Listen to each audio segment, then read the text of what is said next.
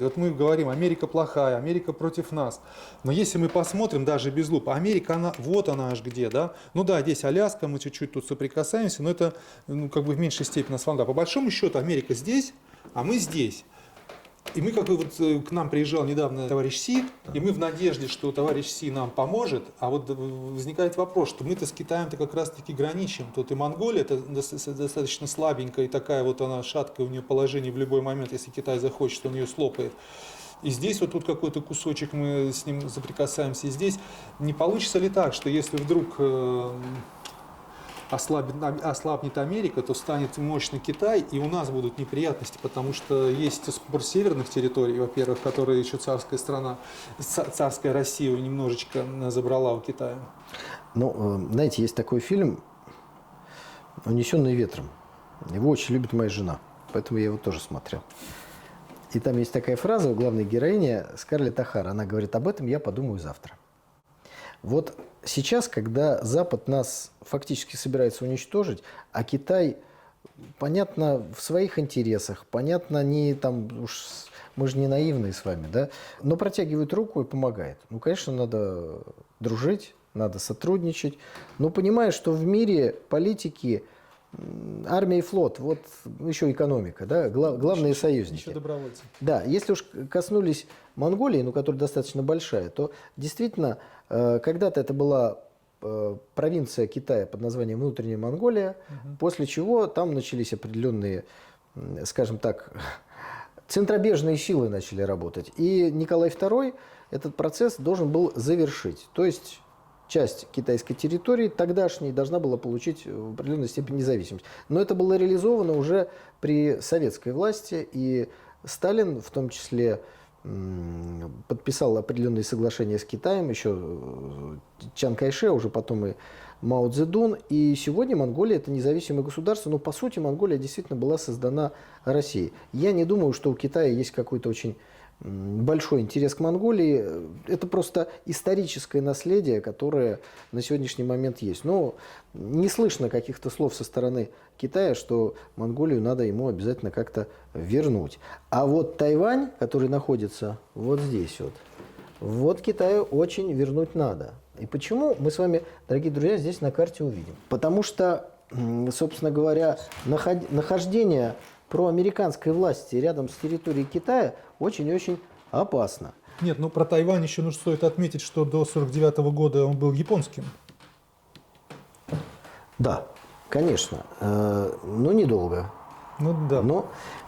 И поэтому здесь на карте все справедливо окрашено исключительно китайской территории. Американцы, которые здесь-то тоже вот очень далеко находятся, ну, становится понятно, что борьба за демократию в Тайване для них, конечно, это способ сдерживать Китай. Это, ну, в определенной степени с натяжкой, конечно, такая китайская Украина. И это китайцы понимают, это и украинцы понимают, и Тайвань понимает. Поэтому у Тайваня с Украиной очень хорошие, но не дипломатические отношения, потому что если Украина признает Тайвань, ее тут же распризнает Китай. А вот какие-то там боевики сражаются, какие-то делегации ездят, вот это все там происходит. Тут надо подробно разбирать, но ясно, что именно в морском пути есть уязвимость Китая. Поэтому Китай наращивает свои военно-морские способности, и поэтому Китай против нас ничего замышлять не будет. У него совершенно иные задачи. Потому что если англосаксы его там заблокируют, ему с его торговлей некуда. И что? Ну вот там Монголию вы забрали. А толку-то какого? На лошадках будете скакать, кумы спить, а продавать-то кому все? То есть выход в море, в океан – это ключевое для Это ключевое, государства. да. Ключевое для геополитики. Ну, а Иран в данном случае, что про него и сейчас, и раньше все время вокруг него, потому что здесь газ, нефть, и тоже все выходы и туда, и Скажите, сюда. Персия будет понятнее. Древняя цивилизация, одна из крупнейших держав. Персия. Иран стал Ираном только в 20-х годах 20 века. Означает государство ариев. Как интересно. Вот. Считают, что арии жили именно в Иране. Ну, нацисты немножко другой точки зрения придерживались, а вот Иран так считает. И сегодня, когда американцы вновь активируют борьбу, собственно говоря, двух Корей между собой, здесь мы тоже все это так увидим, нужно понимать, что и Тайвань, и Корейский полуостров – это возможность заблокировать торговлю Китая. Вот это побережье Китая, оно ключевое для торговли. Дальше… Это Северный морской путь? Не-не-не, Северный морской путь – это вот там, у нас. Куда? Торговля с Америкой? С Америкой, с Европой, вот туда корабли идут. Если здесь англосаксы, а они уже концентрируют свои, ну, корабли, скажем, они заблокируют это все. Вот теперь Австралия, которую они хотят превратить в авианосец, атомные подводные лодки. По сути, сейчас англосаксы повторяют ситуацию, которую они душили Японию. Ну, вот здесь, вот Япония, да, вот она здесь рядом. То есть географически все то же самое. Как они душили Японию? Они не давали Японии выхода к источникам сырья, прекратили поставки нефти, заморозили японские активы и поставили японцев, которые вот здесь вот находились, значит, в ситуации. Япония уже в тот момент вторглась в Китай, и либо вы идете через территорию Китая в Россию, в Советский Союз, и здесь себе завоевываете нефтяные месторождения, ну в Сибири тогда нефть еще не добывали, а только искали, соответственно, нужно будет до нефти через весь Советский Союз очень-очень далеко идти, то есть к Баку, там, скажем, в Грозный куда-то. Это первый вариант. Второй вариант – найти нефть вот здесь, вот в азиатском, а точнее забрать его у колонизаторов. Индонезия, Голландия. Вот японцы, видимо, тоже карту расстелили, посмотрели, ой, а тут вот. И все. И в итоге Япония нанесла удар по Соединенным Штатам Америки, просто чтобы выключить флот. Ведь вся японская агрессия была заключена в внезапном ударе для того, чтобы нанести ущерб флоту. Потому что здесь все морские пути и битвы везде на островах. Туда только можно на кораблях долететь. Приведу один пример. Япония как вступила в войну с истребителями Зеро, так с ними и закончила. То есть никакой технической мысли, ничего не было. Это удивительно на самом деле. Так вот, японцы не обустраивали аэродромов и летали с имеющихся к месту боестолкновения. Американцы захватят какой-нибудь атолл, сразу его асфальтируют, строят аэродром. В итоге, к концу войны японские самолеты летели, там, не знаю, 5 часов к месту боя, у них было полчаса на бой и 5 часов назад. Если ты на 10 минут опоздаешь, ты уже не долетаешь и падаешь в море. Неудобно, прямо скажем. Так что Австралия, Япония, Китай, все это сдерживание противников еще из времен Второй мировой войны. Но когда говорят, что Китай угрожает Австралии, возникает вопрос, а зачем? Ну, потому что вы здесь наставите оружие, у вас здесь будут базы флота, которые будут блокировать китайскую торговлю. И поэтому для Китая сегодня сотрудничество с Россией – это очень важно. Если японцев тогда отрезали от нефти, и они должны были просто захватить острова, где есть необходимые им ресурсы, то сегодня Китай все получает из России, и препятствовать этому невозможно. Ну как, вы же не будете бомбить территорию России, у вас ничего не получится. И территорию Китая вы тоже не можете бомбить, потому что это уже война с Китаем, они-то не хотят воевать. Значит, им нужно разорвать вот эту экономическую связь, отрезать Китай от ресурсов. Тогда они Китай возьмут за горло. Здесь будет их флот, который, если что, заблокирует. Ну, например, Китай покусился на демократию, и мы приняли решение заблокировать его, как они делали еще во времена бабушки Екатерины по отношению к Соединенным Штатам, я имею в виду англичане. Вот в чем смысл.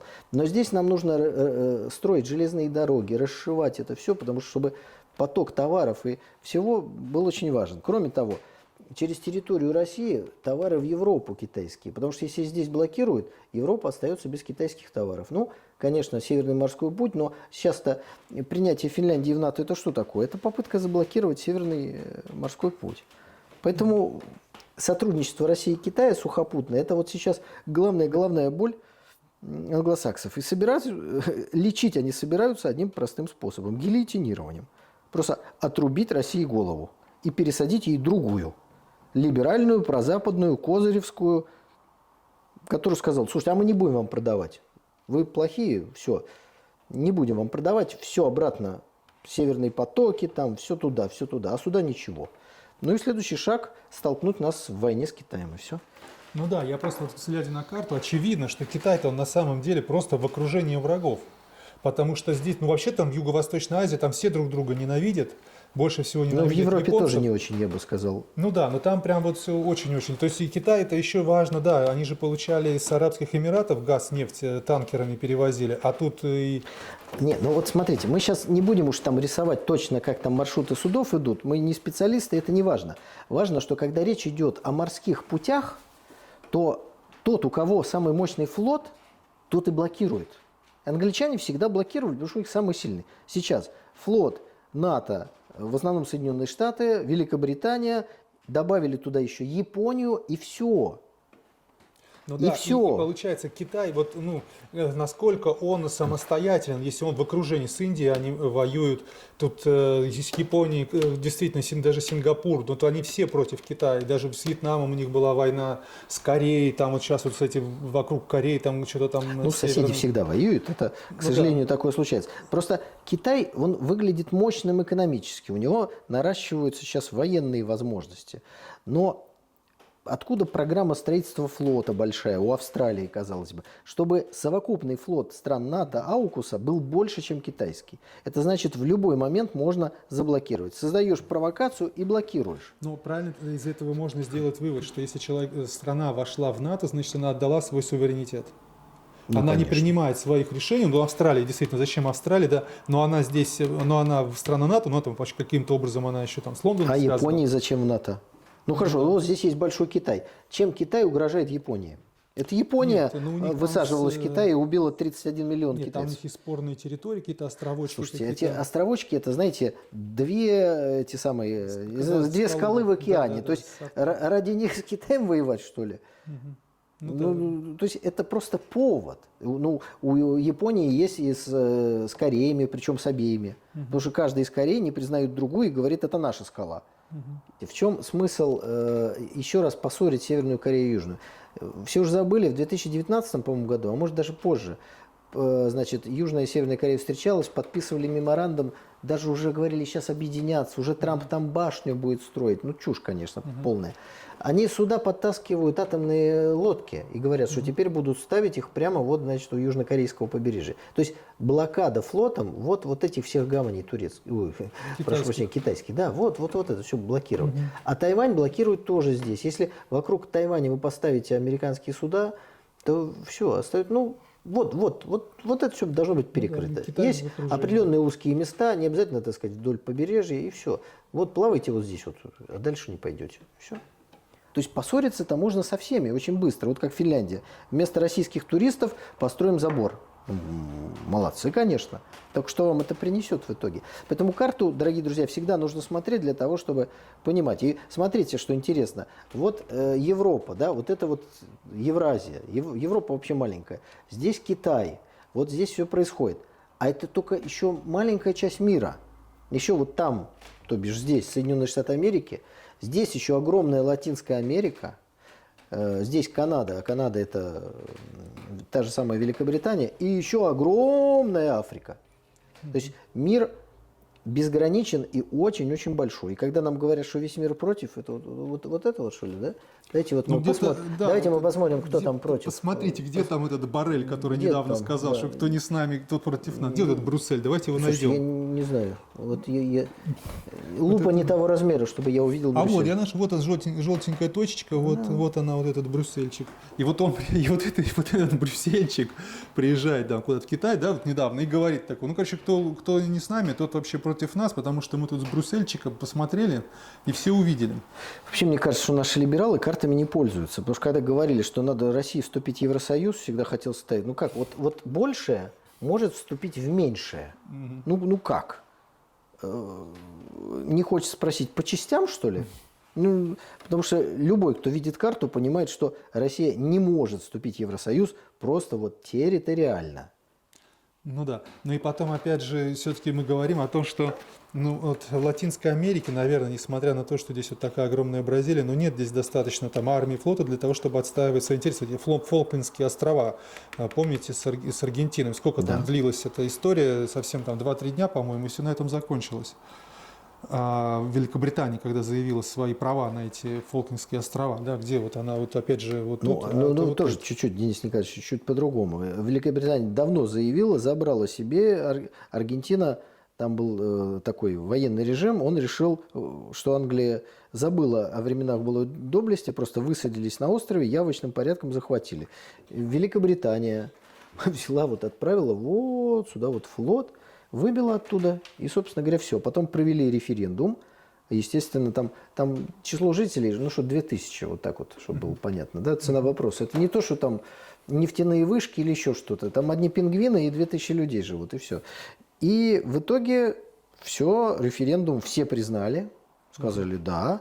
А когда мы проводим референдум, говорят, не-не-не, вот на Фолклендских это референдум, а вот здесь это... Ну, то есть нету никаких принципов. Не надо думать, что мы что-то сделали не так, а они делают как-то по-другому.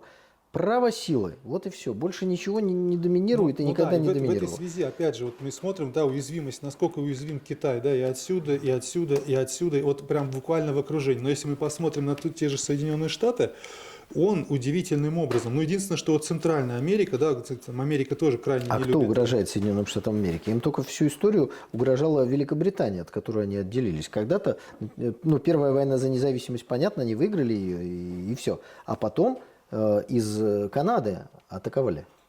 Из Канады атаковали. И почему Белый дом, ну, хочу напомнить, потому что сожгли его англичане, сожгли столицу, Вашингтон, все. Значит, мы вместе с французами жгли. Тут вопрос, кто? Нашу столицу, а англичане жгли американскую. Легко запомнить. А потом его покрасили, вот он стал Белый дом. Можете посмотреть. Называется «Вторая война за независимость». Но все-таки, да, когда тебя атакуют с моря, тут нету, как бы сказать, легче защищаться в этом плане. Это очень хорошее расположение у нее. То есть на тебя нападают с моря. Можно сказать, идеальное. Поэтому да. у них большой флот. А здесь, с одной стороны, дружественная им Великобритания, с которой они срослись все-таки уже на определенном этапе, а с другой стороны, Мексику, которую они просто всегда держат в слабости. Ну так а Мексика там вообще вот так вот так Не, ну, была. чтобы слабость была, сначала забрали 30% территории, конечно. Техас, да, И нефтеносный. все. И кто, вот они все говорят, а кто им угрожает? Им... Ну, не так давно же наш этот, Сергей Лавров, не помню, отчество Викторович, по-моему, это на Кубу-то приезжал все-таки не так давно. О чем-то они там беседовали. Ну, Куба, она не может Соединенным Штатам угрожать, там 60 километров до Майами, но это не важно. Куба сама по себе крошечная, надо, чтобы США ей не угрожали. Угу. Ну, это так же, как, не знаю, Люксембург не может же Российской Федерации угрожать. Нет, не может. Так и Куба тоже. Но если в Люксембурге поставят ядерные ракеты, мы тоже на него нацелимся. Но мы же не будем захватывать или высаживаться в Люксембурге. А они на Кубе, извините, высаживались многократно и пытались. Давайте посмотрим на Украину, вот интересно. В этой связи. Ее надо найти еще тоже. Хоть и большая европейская страна, но все-таки. Вот она, Вот вот такая вот, да, такая Да. бордовенькая здесь. Тоже вот она, вот смотрите, тут и Варшава, тут у нее и Румыния, и Венгрия, и Словакия, и Да, какая-то это все еще- те, кто еще хотели бы какая-то по маленькая кусочку страна. Украины получить.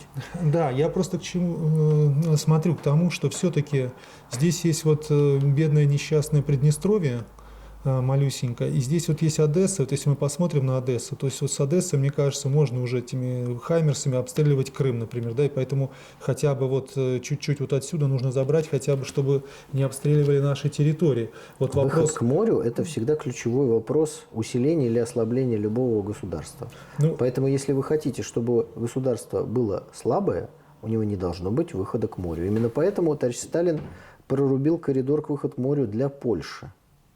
мгм. Чтобы обязательно этот выход был и был большим. То есть он специально помогал. Ну да, вот, действительно. Но часть немецкой территории передана, это тоже, собственно говоря, выход к морю. Мгм. Ну, то есть, если вот так вот еще вот кусочек, как минимум, да, еще желательно, конечно, побольше, чтобы нам никто не угрожал, в том плане, чтобы нам не угрожал никто. Я другое хочу Кстати, сказать. карта какая интересная. Смотрите, тут уже Донецк, наша территория обозначена. Как-то вот буквально, как будто бы вот только... Ну, это, наверное, напечатано. наша карта, поэтому Да. наша территория. Все правильно, так и должно быть. Просто вот, ну, мы сейчас так вольно границы, да, вот это ж все наше было. Вот прям вот так вот. Да, вот, да. Теоретически можно было Монголию принимать в Советский Союз, Болгария просилась, да, но поменялась концепция, как говорится.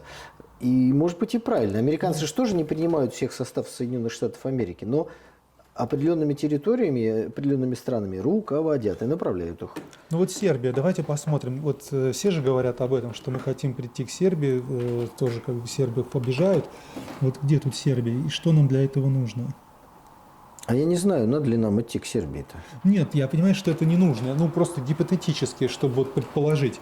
То есть, что нам нужно предстоит сделать для того, чтобы дойти до Сербии, чтобы люди, которые вот хотят вот захватить прям все и вся, понимали, что это невозможно. Люди, которые хотят захватить все и все, пусть играют в компьютерные игры. Да, Там точно. они, может быть, справятся со своей задачей, но, по крайней мере, это будет безопасно для общества. Ну да, здесь- Говорить, что нам нужна какая-то территория, ничего. Еще раз, давайте вспомним, с чего началась специальная военная операция. Не потому, что нам нужна территория. Территория Украины – это, безусловно, благословенные земли, населенные одним народом с нами. И в этом смысле, конечно, мы должны быть вместе. Но не в этом причина, а в том, что с этой земли, через этих людей была создана, еще не ликвидирована до конца, военная угроза. Вот что является ключевым фактором. Если Украина, как Белоруссия, мирная, торгующая, да пожалуйста, никаких вопросов. Но когда Украина – это государство, которое создано для войны с Россией, и это главный ее смысл, ну, мы не можем на это смотреть вопиюще. Вот когда приводят пример, что Соединенные Штаты с Мексикой, да, вот там в Мексике бы базы, там идеология возврата территорий, нужно понять, что больше не о ком даже говорить. Канада – это, по сути, часть Британии. Все, больше просто физически никого нет даже. А уж за одной этой страной американцы могут приглядеть, чтобы там правильные парни выборы выигрывали, чтобы там ссорились все между собой, чтобы наркокартели там на улицах стреляли так, чтобы мало не показалось, чтобы армия была слабая, чтобы, так сказать, могила товарища Троцкого была в порядке. Там же похоронен. Вот за этим американцы и приглядывают. Смысл заключается в том, вот этой карте, что вот и в Советском Союзе это было, что приграничные территории, прибалтийские, допустим, страны, они всегда, вот атака идет именно вот с наших вот ближайших рубежей. Нам сейчас вот неприятная такая новость, что Казахстан даже тоже против нас что-то вот думает, что-то замышляет. Давайте посмотрим, вот какие у нас территории, да, на нашу демографическую обстановку, и нам есть над чем работать, и над сельским хозяйством, и над научной деятельностью, и чтобы у нас свои были и квадрокоптеры, и вертолеты, Никого захватывать не нужно, естественно. Нужно дружественные режимы в сопредельных территориях. Но вот недружественный, чтобы было понятно, вот недружественный режим, управляемый извне на территории Украины. Вот к чему это приводит? Вот это приводит именно к этому. Поэтому Соединенные Штаты в Мексике должны наводить порядок, а мы вот по периметру наших границ. В этом смысле, это единственно возможная логика. И понимая эту логику, противники начинают наоборот стараться сажать у наших границ недружественные режимы, там цветные революции какие-то производить, исторические какие-то проблемы доставать. Вот Японии дались ей эти Курильские острова. Они никакой роли для Японии вообще не играют. А для нас они играют огромную роль. Они вот здесь вот так вот расположены, и они перекрывают выход для наших лодок.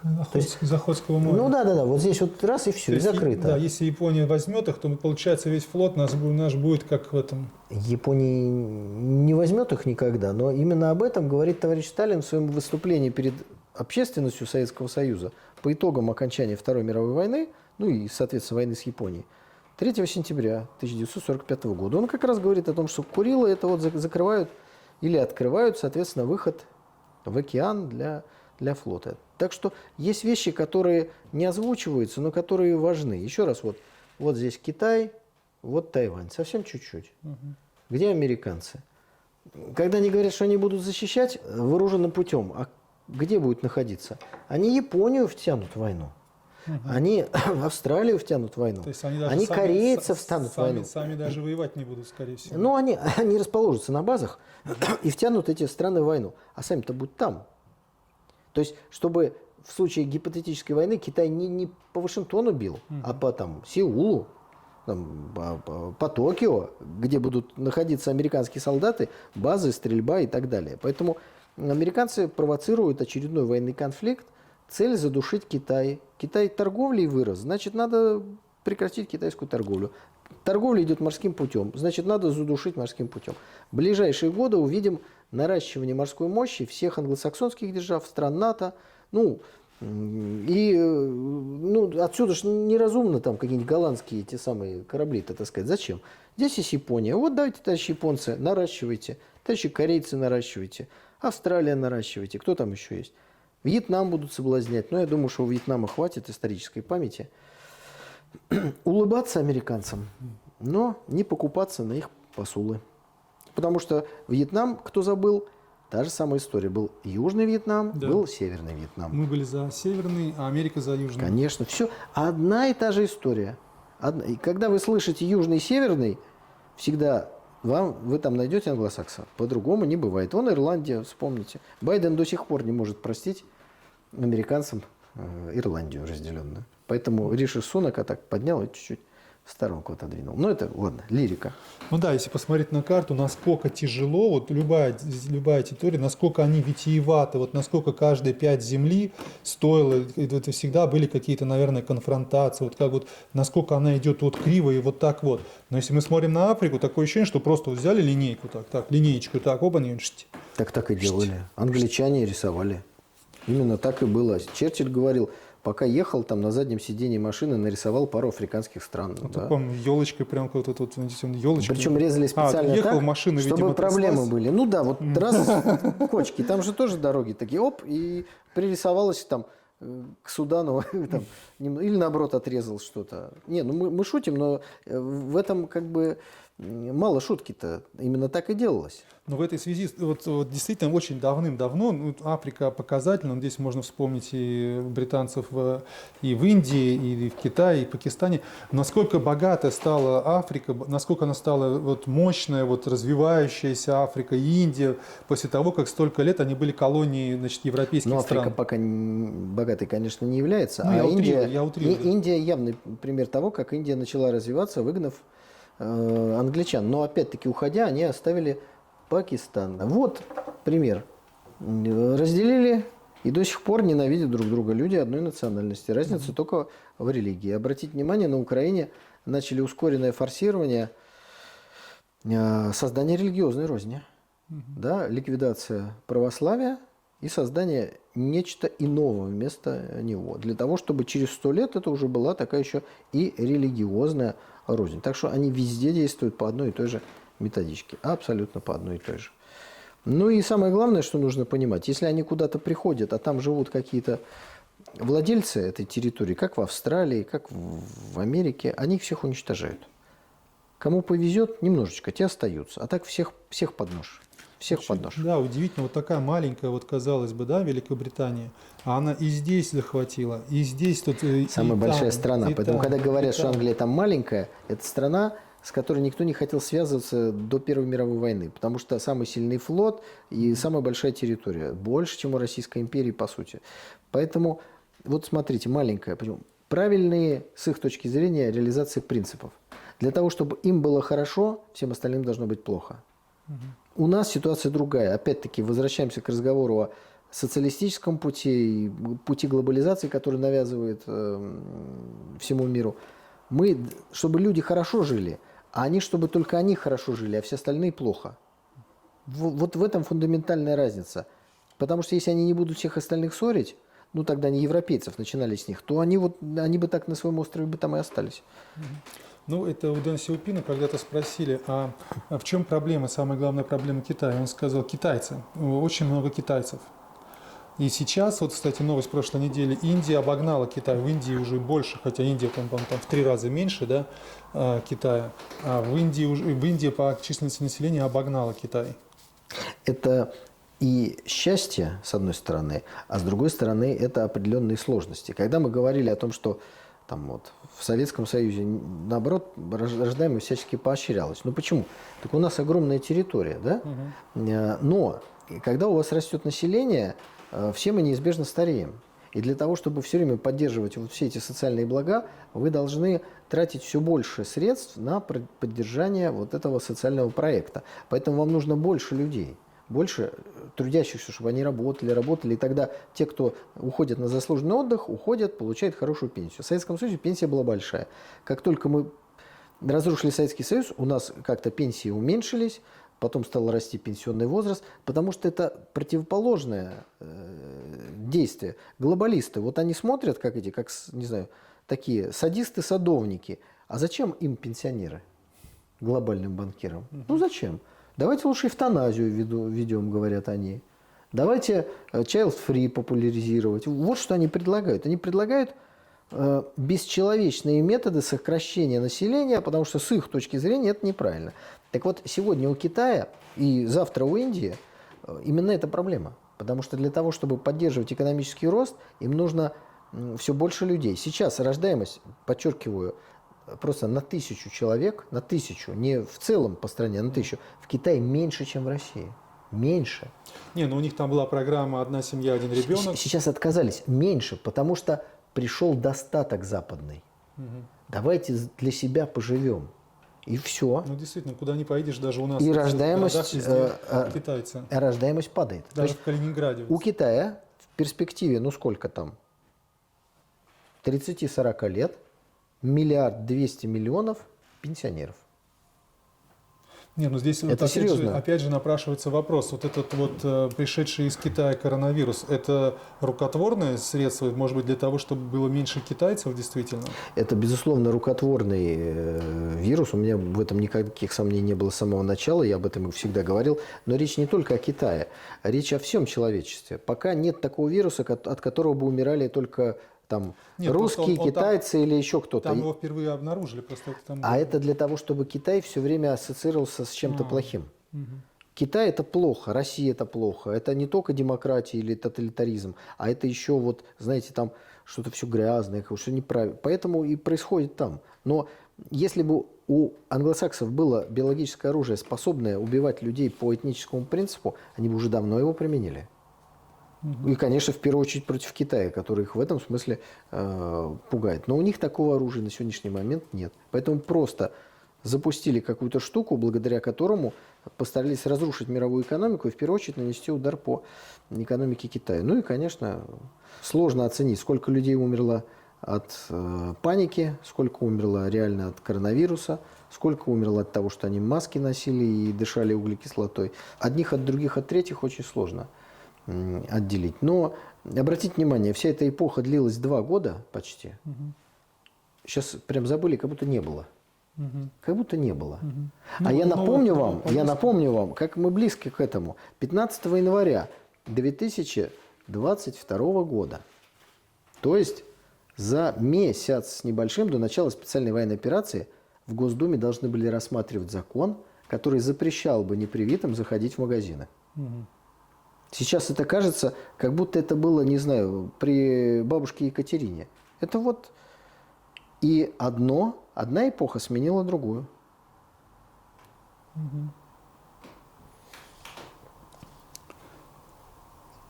Ну что, нам ждать новых каких-то этих лабораторных исследований? Вот на Украине закрыли лабораторию, потому что я так полагаю, что речь идет именно об этом. Вот опять же, вот этот вопрос, почему там уже там пол Африки приехало в эту маленькую Европу, арабские страны, вот там в Париже, везде одни негры, и везде. Ну это по нашу душу, конечно, их туда везут, для того, чтобы они там перемешались, немножко так взбодрились, а в перспективе потом с нами воевали. Ну, если не понадобится это, ну, значит, как-то по-другому нет, такое ощущение, что скоро белых людей не будет, ведь эти негроидные арабские...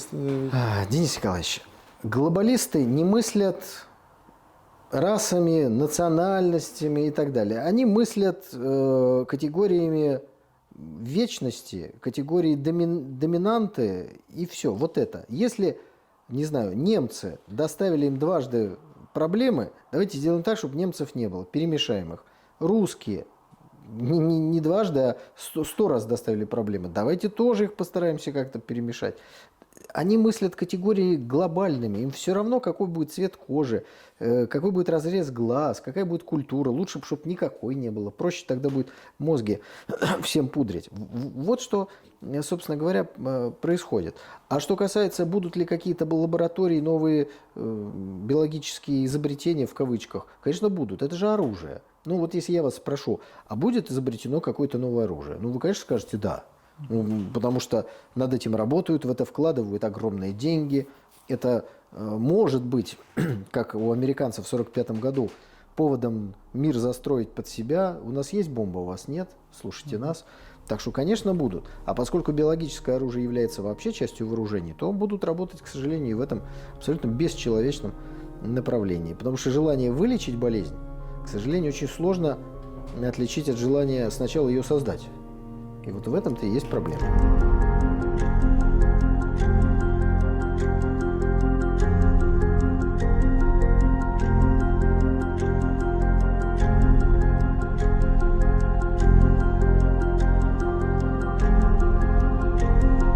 Турция, Суэцкие каналы. И вот это тоже очень важно. Проливы, да. Проливы, да. Да. Значит, Босфор и Дарданеллы. Где-то он тут совсем они рядом. Вот Босфор, а вот Дарданеллы. Они да? там маленькие, да, совсем. Да. Их не увидите. Ага. Да. Турция играет важнейшую роль. Всегда еще при Сталине, вот мы вспоминаем Иран. Все вот и Великобритания, и все они там в этом Иране. То есть Иран, нефть, очень-очень много нефти, правильно я понимаю? Почему все идут именно в Иран? Все вот все время мы вспоминаем про Турцию, вот, наверное, благодаря из-за этих вот проливов. И в этой же связи Одесса, мировой порт, через Одессу идут все, вот когда мы говорим о сделках, зерновых сделках там, и прочих сделках, они все идут именно через Одессу, не через какой-то другой порт почему-то. То есть вот в этом есть огромная ценность. Ну, смотрите, Одесса построена, по сути, Екатериной, да? Это не случайно выбранное место, так же, как и Севастополь. Выбрали лучшую бухту в Черном море. До этого там были небольшие турецкие поселения, потому что для Турции это была определенная периферия. А для нас это стали форпосты в Черном море. Что касается проливов, то проливы блокируют Черное море, в котором доминирует и должна доминировать Россия, блокирует выход русскому флоту в Средиземное море, а дальше все, в весь океан. Поэтому задача англосаксов всегда была заблокировать здесь. Они поддерживали Турцию, чтобы мы не получили контроль над проливами. Последняя попытка России получить проливы – это Первая мировая война. Союзники дали гарантии, это был март 1915 года, о том, что и Константинополь, и проливы перейдут в состав Российской империи. Ну, под контроль, ну, наверное, речь шла именно об этом. Думаю, что ни за что бы не передали. Вот просто ни за что. И, соответственно, дав эти гарантии, активировали нас как вооруженную силу, у нас появился хоть какой-то стимул воевать, потому что с Германией никаких территориальных претензий нет. Австро-Венгрия – это государство, которое нам нужно было ослабить и расчленить, потому что оно мешало нам, и, собственно говоря, там и славян угнетало, и так далее, и тому подобное. Но когда нам пообещали, вот морковку повесили Константинополь и проливы, Россия воевала, они тем временем готовили государственный переворот. И именно государственный переворот сорвал российскую операцию, Колчак ей должен был руководить, весной 17 года. То есть в феврале беспорядки произошли, грубо говоря, за месяц до того, как Россия должна была выполнить многовековую свою задачу. И вообще все было бы по-другому, совершеннейшим образом. То есть, что я этим хочу сказать? Геополитическая борьба идет всегда. И вот представьте, вот такая огромная Россия, имеющая союзников, которые хотят ее тоже уничтожить, вроде бы побеждают в Первой мировой войне, все нормально. Но из-за беспорядков в столице сейчас идет специальная военная операция. То есть мы 100 лет решаем эту проблему. 100 лет. А все потому, что Николай II когда-то сделал ряд неправильных кадровых решений, доверился союзникам. Но могли бы ли мы победить в этой ситуации? Могли. Расстреляли бы эти демонстрации, уж простите за жесткость, развеяли бы их, и все. Дальше мы бы выиграли мировую войну, и уже события пошли по-другому. Может быть, англичане бы выскочили из войны, начали бы войну с нами, а может быть, были вынуждены были отдать нам. Это вообще другой вопрос. То есть от победы до поражения секунда. По историческим меркам. Просто вот одно маленькое ошибочное решение. Николай II решает вместо того, чтобы сидеть в Ставке в Могилеве, забрать свою семью, потому что он хороший семьянин. Едет, его по дороге арестовывают, прессуют, делают вид, что он подписал отречение. Я считаю, что он его не подписал. И все. И все, вот прям все, страна сложилась. Дальше уже признание какой-то Рады самоназначенной, начинается украинизация. Это февралисты начали, это не большевики. Дальше приходят большевики, которым тоже есть определенные вопросы, да, по поводу их позиции поражения своей страны в мировой войне. Но дальше они все это собирают. Потом уже это все остается вообще в истории. Мощный Советский Союз, Европа восточная здесь, социалистические страны все. И опять, раз секунда, и все вот это растаяло. Поэтому, когда нам кажется, что нам сейчас сложно и очень тяжело, это так и есть. Но от поражения до победы тоже 1 секунда. Вот вы что думаете, мы вот такую огромную империю построили, нам все с хлебом солью приходили? Да нет, мы всегда сражались в ситуации, когда противники были сильнее нас. Но мы побеждали силой духа, умом военачальников, какими-то дипломатическими. Это все должно использоваться сейчас. Там, где надо, к сожалению, военная сила. Там, где надо, политические таланты. Там, где надо, экономические таланты. В сочетании этого успех одной грубой силой никогда не достигнешь успеха. Точно так же, как одними уговорами. Вот мы с Западом 30 лет говорим, что-то достигли, но все эти достижения ластиком стерли. Да? Какие у нас были достижения? Давайте построим к вам газопроводы, будем торговать. Хорошо. Давайте мы интегрируемся в вашу финансовую систему. Хорошо. И вот взяли за месяц, и вот так вот все стерли. И газопроводы, и финансовую систему, и доллар, и ваши резервы, и дружбу, и все. Ну, фактически так ведь. Поэтому все в совокупности должно использоваться в нужный момент, в нужном мире.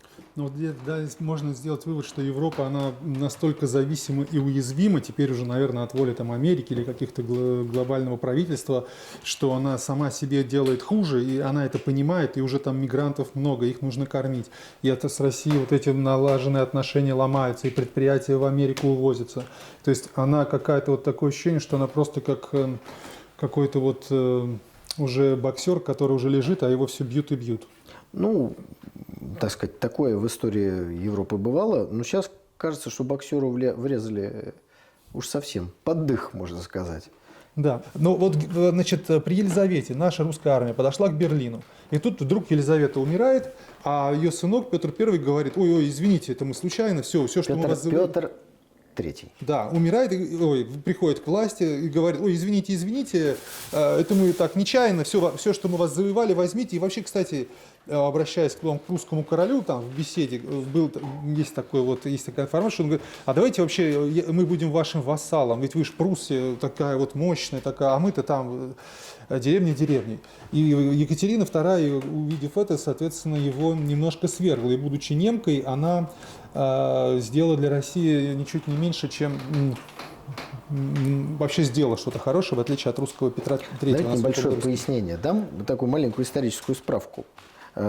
Значит, Петр III, он был, как ни странно, потомком, с одной стороны, Петра I, а с другой стороны, ну не напрямую, потому что Карл XII тоже был нетрадиционной ориентации, но, в общем, имел к нему отношение. То есть тоже историческая такая ирония, да, одновременно имел отношение родственные и к Петру I, и к Карлу XII, которые, кстати, потом, в принципе, помирились, за что Карла XII англичане-то и застрелили, так сказать. Это вот в качестве домашнего задания можно посмотреть, как был убит Карл XII во время осады одной из крепостей.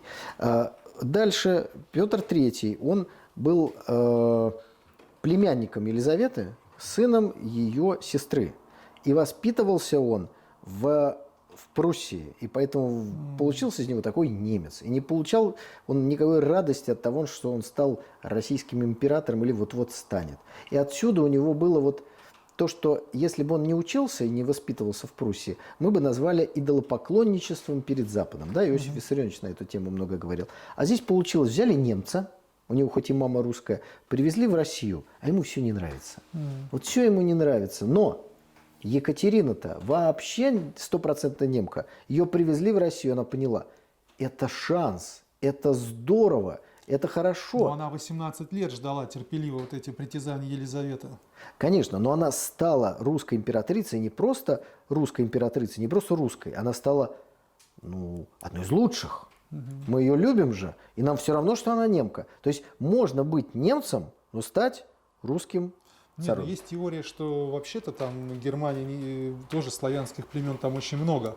А в Германии просто так получилось, что вот они захватили часть. Что там все... Но, кстати, Берлин тогда взяли при Елизавете-то. Взяли. Да. Не просто подошли к нему, просто Денис Николаевич, вы сказали. Да. Пришли, взяли, но потом ушли, потому что Петр III, все наши вот именно это произошло. Да. Потом, когда да. Берлин брали в 45-м, Рузвельт нечаянно вдруг скончался, и тоже там не смогли, может быть, каких-то решений принять против Германии. Потом еще же, какие там были еще у нас случаи. Берлин брали 3 раза. Еще взяли во время заграничного похода русской армии. Это когда мы Наполеона выгнали и сами пришли. То есть 1800, по-моему, 13 год. Но каким-то чудом вот действительно эти страны, им как будто вот все время везет. Я хотел, знаете, что посмотреть? Вот смотря на эту карту... Давайте, на кого смотрим? Но здесь лупа не понадобится. Я все-таки хочу, знаете, что сказать. Екатерина II же тоже, она уже, когда вот она турок забрала Крым, она же тоже шла в Константинополь. Это был так называемый греческий проект. И, видимо, его название, ну, его идея, она в именах внуков Да, Екатерины. Константин. Константин это кто? Это креститель, да? То есть это должен быть император в Византийской империи. Дальше Александр.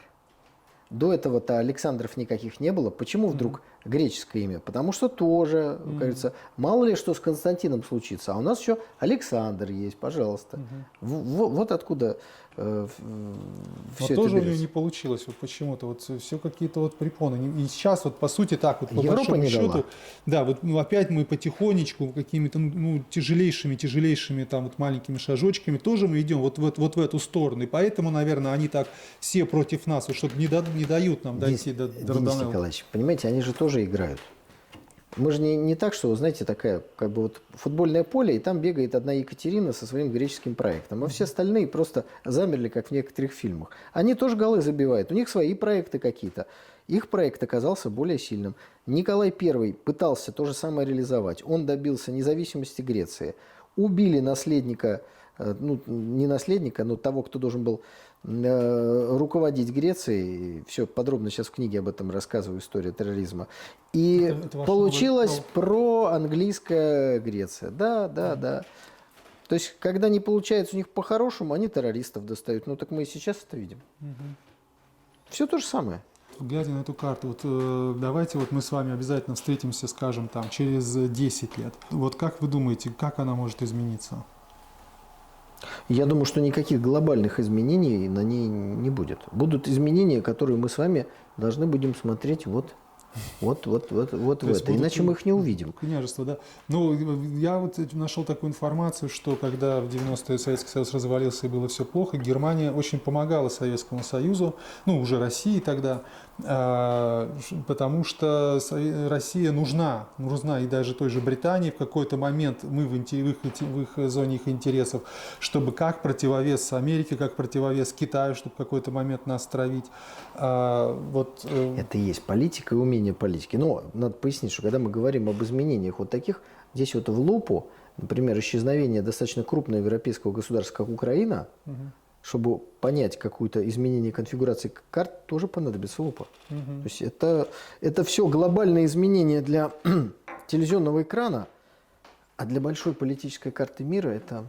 И все-таки, да, нужно тоже отметить, что Европа – это все-таки Франция, Германия и Великобритания. Вот это три главные страны, на которых держится, и от мнения которых зависит все. Сейчас это была Германия, но сейчас Америка, там же вот я смотрел предвыборные дебаты Трампа и Байдена, и они каждый сказал, я приведу производство, я верну, Трамп сказал, Байден сказал, я верну производство из Китая, отовсюду верну производство в Америку, чтобы у нас были налоги и все такое прочее. Видимо, эту программу они и приводят в исполнение, переводя сюда к себе, возвращая. Приводят. Вы сегодня справедливо сказали о размерах государств. Мы как-то Европу все время сравниваем с Россией. Это вообще несравнимые величины. И я не знаю, сколько раз она там уложится. Я вот сейчас посмотрел. Давайте Европу сравнивать с Бразилией. Ну так вот я примерно прикинул. Примерно вся Европа примерно поместится на территории одной Бразилии. Ну да, ну про Бразилию практически ничего не слышно. Раз в 4 года они играют хорошо в футбол, так мы про нее вспоминаем.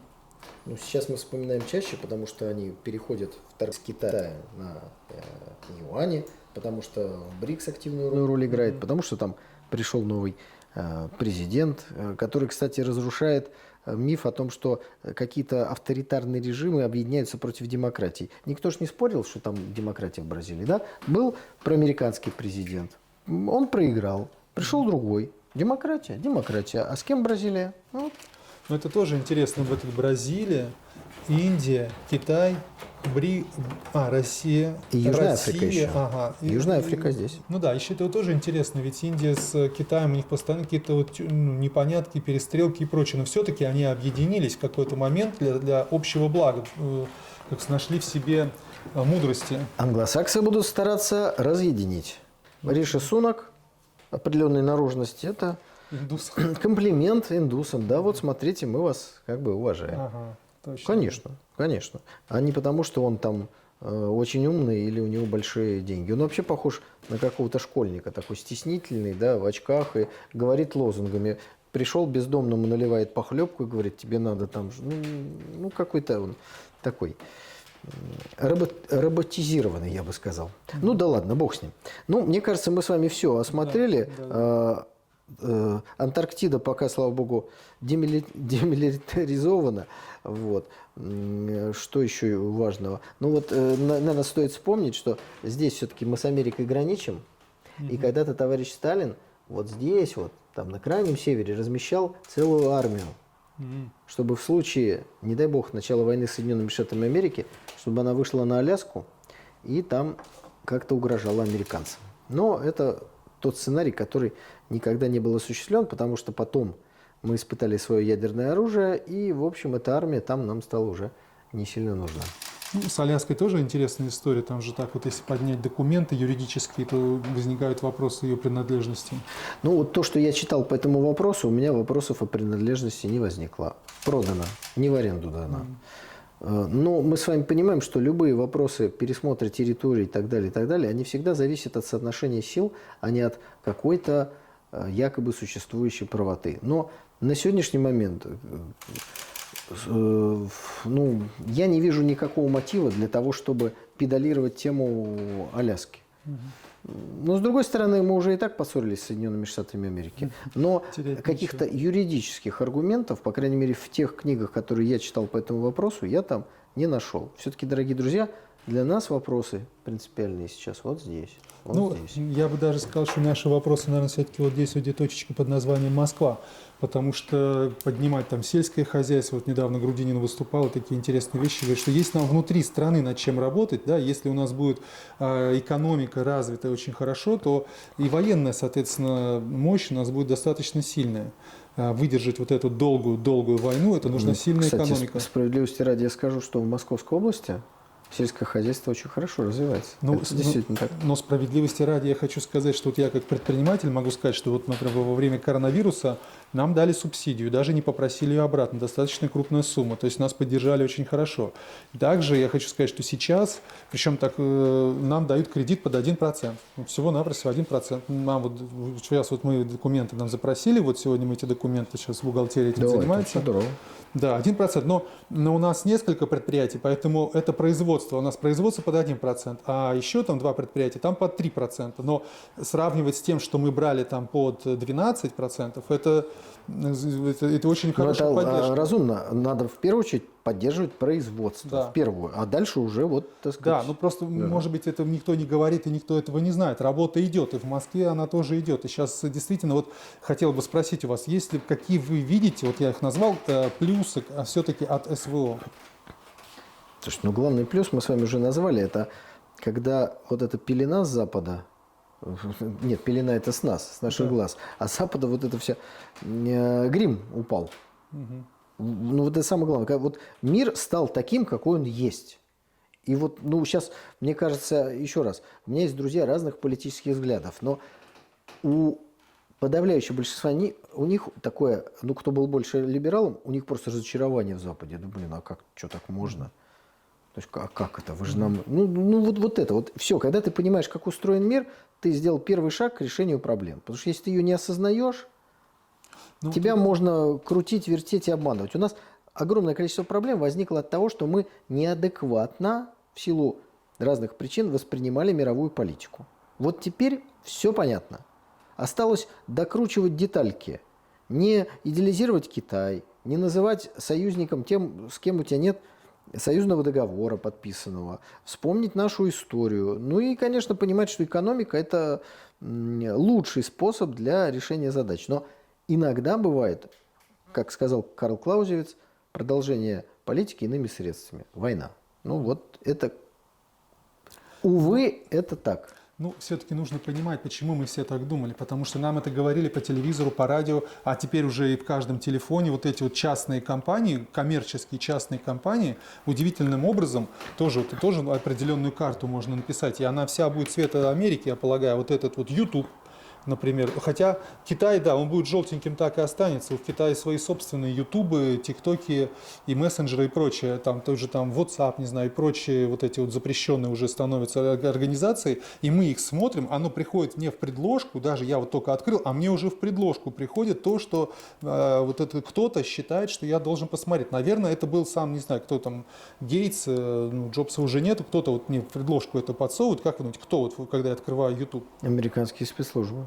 Не, ну как же, это же частная компания, как может быть, как разве Слушайте, там в могут Америке быть? даже налоговая инспекция частная, так что пусть вас слово частное не смущает. Нет, так Понятно. То есть получается, что все вот эти вот этот определенный, вот эта пелена, которая была, она была навеяна именно средствами массовой информации и она мессенджеры. была сознательно создана нашими геополитическими противниками, чтобы нас легче обманывать. Опять-таки, знаете, как вот приехали эти добрые самаритяне с бусами-то к индейцам, они же огненную воду. Почему? Так легче. Договориться-то легче. Ну да, вот да. выпейте, хорошее, так сказать, производство. А дальше человек уже без этого не может, и он готов за это уже отдать Да, много. ну просто представьте, индейцы, которые не пили алкоголь, как они себя чувствовали после того, как они выпили.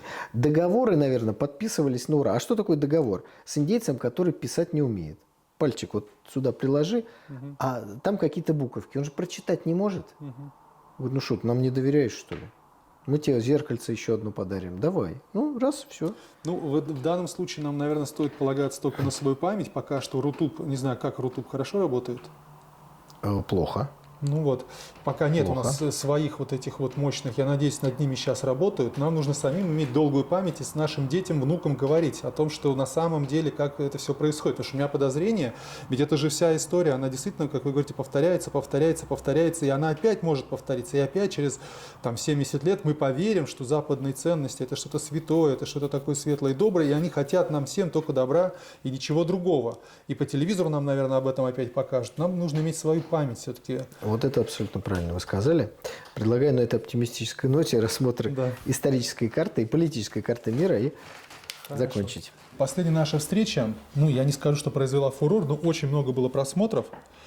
И, значит, суть в чем? На наше интервью, вот на ваши, как сказать, на мой вопрос был ваш ответ, и ваш ответ задел, значит, нашего общего зрителя. Этот зритель записал, как сказать, не знаю, как это назвать, оправдание в свой адрес, наверное. Я бы хотел показать вам это.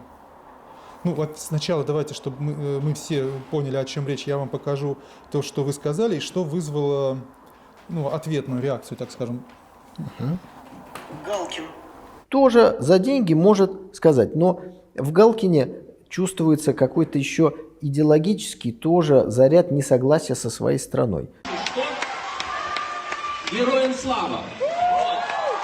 И вот это вот из нашего интервью, вот я так полагаю, именно вот этот отрывок вызвал вот такой вот ответную такую вот реакцию. Рассматривая кусочки из моих концертов, с которыми я сейчас выступаю, пытаются подать то, что я делаю на сцене, как поливание грязью моей родины. Так вот, запомните, я за 28 лет своих выступлений ни разу, ни одним словом не облил грязью свою родную, любимую Россию.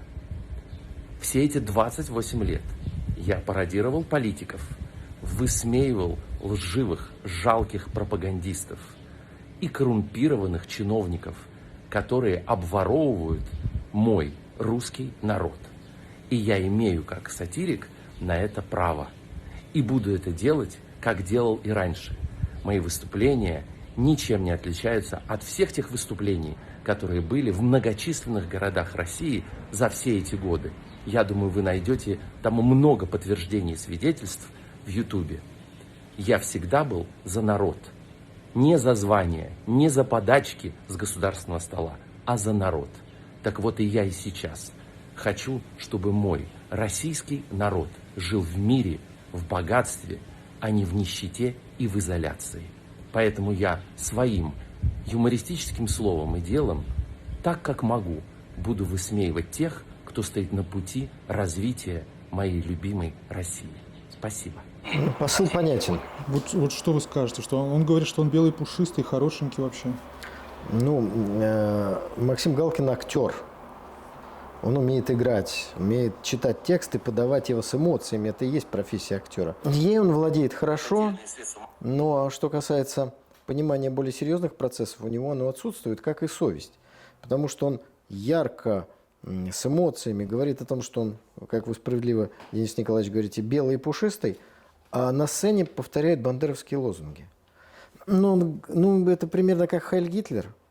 То есть, я никогда ничего не говорил против своей страны, говорит Максим Галкин, и дальше вот нацистское приветствие. Ну, а как? Врет. Здесь самое интересное, смотрите, ему поставили 250 тысяч лайков. Вообще вот интересно, действительно, мы, если вот так вот разобраться, кто эти 250 тысяч человек и настоящие ли это люди? Я думаю, что большинство, наверное, все-таки настоящее, у него большая аудитория. Но штука в том, что в информационном обществе его ролик, вот этот ролик, где он говорит о том, что он хороший, белый и пушистый, убедительно, слезу разве что не пустил, посмотрело, условно говоря, не знаю, 250 тысяч человек, да? А ролик, где он бандеровскую кричалку произносит, посмотрело 5 тысяч человек. И это разные люди. Вот эти 250 тысяч, я уверен, они не поставили бы эти лайки, не согласились бы, с ним не соединились, если бы они знали, что он это сделал. Потому что вот когда вы сопоставляете факты, видно, что это вранье. Так что он пользуется тем, что информации очень много, поток, и в нем мало кто может разобраться. Точно так же, кстати, клеветники работают. Выпускается ролик, статья, а потом где-нибудь мелким шрифтом опровержение. Но одно услышало огромное количество людей, если это еще поддержали СМИ, а другое уже нет. И, как говорится, осадочек остается. В данном же случае, мне кажется, Галкин – это наиболее вопиющая ситуация, когда человек упорно себя закапывает в отношении со своими собственными гражданами. Видите, он там «мой русский народ». Так в русский народ сейчас стреляют те, кто говорит такие считалки. Если ты так любишь свой русский народ, так хотя бы, мы уж не говорим, будь на стороне и будь там, хотя бы не произноси все то, что сегодня, выглядит как никогда мерзко. Тут вопрос, а может ли он этого не делать? Может быть, он и не может. Может, он в какой-то степени зависим от каких-то обстоятельств, и для того, чтобы выживать, он вынужден это делать? Это не самый бедный человек, правда? Далее, он жил в России. Его семейные передряги мы оставим, как и сексуальную ориентацию, на его совести, да? Есть где жить, есть что кушать. Как говорится, можно ведь не соглашаться с теми или иными политическими решениями. Занимайся своими делами. От тебя ничего больше не требуется. Но от него конкретного, конечно, мы ждали поддержки страны и армии. Ведь он плюет-то не только в, как он говорит, лживых пропагандистов. Он плюет в каждого конкретного солдата этим. И врет. Если учесть, что у каждого конкретного солдата есть семьи, то, наверное, все-таки это действительно плевок такой в нашу страну, вот такой большой. Но, судя по всему, он не только хороший артист, он и хороший садовод, вот у него там уже хорошие, видно, посадочки он там делает, уже плодоносящие. А мы не знаем, он ли это делает. Возможно, бедствующий Максим Галкин нанимает еще более бедствующих садоводов, чтобы они там ему наводили порядок. Это же, я так понимаю, в Израиле где-то происходит, да? Судя по всему, по солнышку, по такому ясному. Да. Если не польешь, там не вырастет. А где взять воду? Большой труд. С водой там сложность. Действительно, да, там целая история. Это нам почему-то так кажется, что Израиль это что-то такое. А там даже ни у кого сада, огорода нет, как у нас. У каждого положено как минимум 6 соток огород. А в Израиле это нет, потому что там земли нету. И вообще там климат такой очень засушливый. Так что я сомневаюсь, что он сам занимается садоводчеством. Это требует огромного усилия и огромной работоспособности, и большого количества времени и сил, чтобы этим заниматься. Это профессия. Что хотел спросить. Мы с вами чуть-чуть совсем не встретились, разминулись на Донбассе. Вот вы совсем недавно оттуда вернулись. Расскажите ваши впечатления. Эта поездка была у меня очень такая большая. Сначала я приехал в Херсонскую, Запорожскую область, потом вернулся в Ростов, и оттуда с делегацией Сборского клуба «Движение «Русская мечта» мы приехали в Луганск. Поэтому больше, наверное, впечатление у меня от поездки в Херсонскую и Запорожскую область, потому что там я еще не был вообще никогда, а в Луганск, это уже я не знаю, 10-я поездка какая-то. Я был в Геническе, Геническ на сегодняшний момент это столица Херсонской области. Туда эвакуированы власти с Херсона. Там находятся власти Геническа, там находятся власти Херсона и Херсонской области. То есть это такой маленький городок, в котором сейчас очень-очень много управляющих организаций. Туда, кстати, президент прилетел и приехал именно в Геническ. Я пообщался с людьми, вручил гуманитарную помощь. Для меня главный вопрос был, ну вот как они себя ощущают, потому что все-таки, что ни говори, из Херсона была проведена эвакуация. И что меня порадовало, люди очень бодры в этом смысле. У них нет никаких сомнений, что в Херсон они вернутся, это первое. Второе, они почувствовали на себе заботу государства. Я хотел бы еще раз проговорить, пользуясь вашим вопросом, как это было сделано, потому что это было сделано так, вопросов не осталось. Что сделало наше государство? Оно сказало, каждый, кто эвакуируется из Херсона и территорий, которые подлежат эвакуации, получит сертификат на покупку жилой площади, ну, в соответствии с тем, что у них было там. Там определенная сумма, по-моему, 80 или, боюсь ошибиться, 90 тысяч за квадратный метр. Ну, то есть можно купить, наверное, везде, кроме Питера и Москвы, грубо говоря. То есть людям дали жилье фактически. Но при этом, что это важно, государство не забрало право собственности на их квартиры, которые они оставили в Херсоне, например. Что будет с этим имуществом, мы с вами не знаем. Но при определенном развитии событий вот у них может остаться еще то, что было в Херсонской области. Справедливо ли это? Да, это справедливо. Ну, понятно, возникают вопросы там у жителей Донецка, у жителей других городов. Я думаю, что рано или поздно мы придем и к еще какому-то решению для того, чтобы помогать тем людям, которые пострадали. Но здесь было точечно, быстро сделано в отношении Херсона, на мой взгляд, очевидно, потому что он был оставлен. Это первое. Второе. Тоже важно, чувствуют ли себя люди, эвакуированные оттуда, уже полноправными гражданами России. Я встречался со студентами, с людьми разных возрастов. Да, чувствуют. И во многом вот эта забота, проявленная с этим жилищным вопросом, да, потому что вы понимаете, что это ключевой вопрос для тех, кто куда-то эвакуируется, она дала им ощущение, что о них заботится государство, они граждане России. Ну и третий момент для тех, кто, как говорится, сомневался. Я не буду рассказывать, там, фамилии, имена называть. История следующая. Это один там, из активных деятелей, ну, я бы назвал это русской весны, то есть принявших Россию, помогавший. Вот он и жена. Естественно, когда стоит вопрос об эвакуации, они уезжают. Отец, 75 лет, инвалид. Он говорит, ну куда я поеду? Ну зачем? Я не хочу. Мы часто же сталкиваемся вот с такой ситуацией, да, когда пожилые люди говорят, ну куда я поеду? Я вот здесь уже живу, здесь хочу умереть, пусть меня здесь похоронят и все такое. Да? Это не потому, что им некуда ехать, а потому, что он не хочет уезжать. Ну и второй мотив, который приводит его к такому решению, это, а мне чего бояться-то? Ну, вы, да, вот вы участвовали, вы, как говорится, вы под угрозой находитесь. Ну, а я пенсионер, чего там? Вот это огромная ошибка. Он как человек пожилой, как советский человек, он себе не представляет, с кем он имеет дело. А дальше происходит следующее. Значит, на телефоне его жены, прошу прощения, его дочери, эвакуированной, раздается звонок, где с ней начинают на украинском языке разговаривать. И говорят, что это сотрудники СБУ, что вот у нас ваш отец, что если вы хотите, чтобы с отцом было все хорошо, значит, вы там должны что-то сделать, то-то и то-то. Она в этой ситуации, конечно, принимает единственное правильное решение. Она говорит, что, ну, вот, вы знаете, мы с отцом не общаемся, и как бы, ну, вот, его судьба в данном случае меня не интересует. Хотя, конечно, она переживает за него. А вот дальше происходит еще более интересное. Ей на телефон приходят фотографии, где пожилого человека на ошейнике тащат по лестнице. Вот для того, чтобы воздействовать на нее и заставить ее выполнять их распоряжение. Резюме. Когда пожилой человек остается на оккупированной территории, куда приходит вот этот нацистский режим, он не понимает, что он-то не интересен этим, и он ни в чем не виноват. Но его будут арестовывать, бить, издеваться, убивать.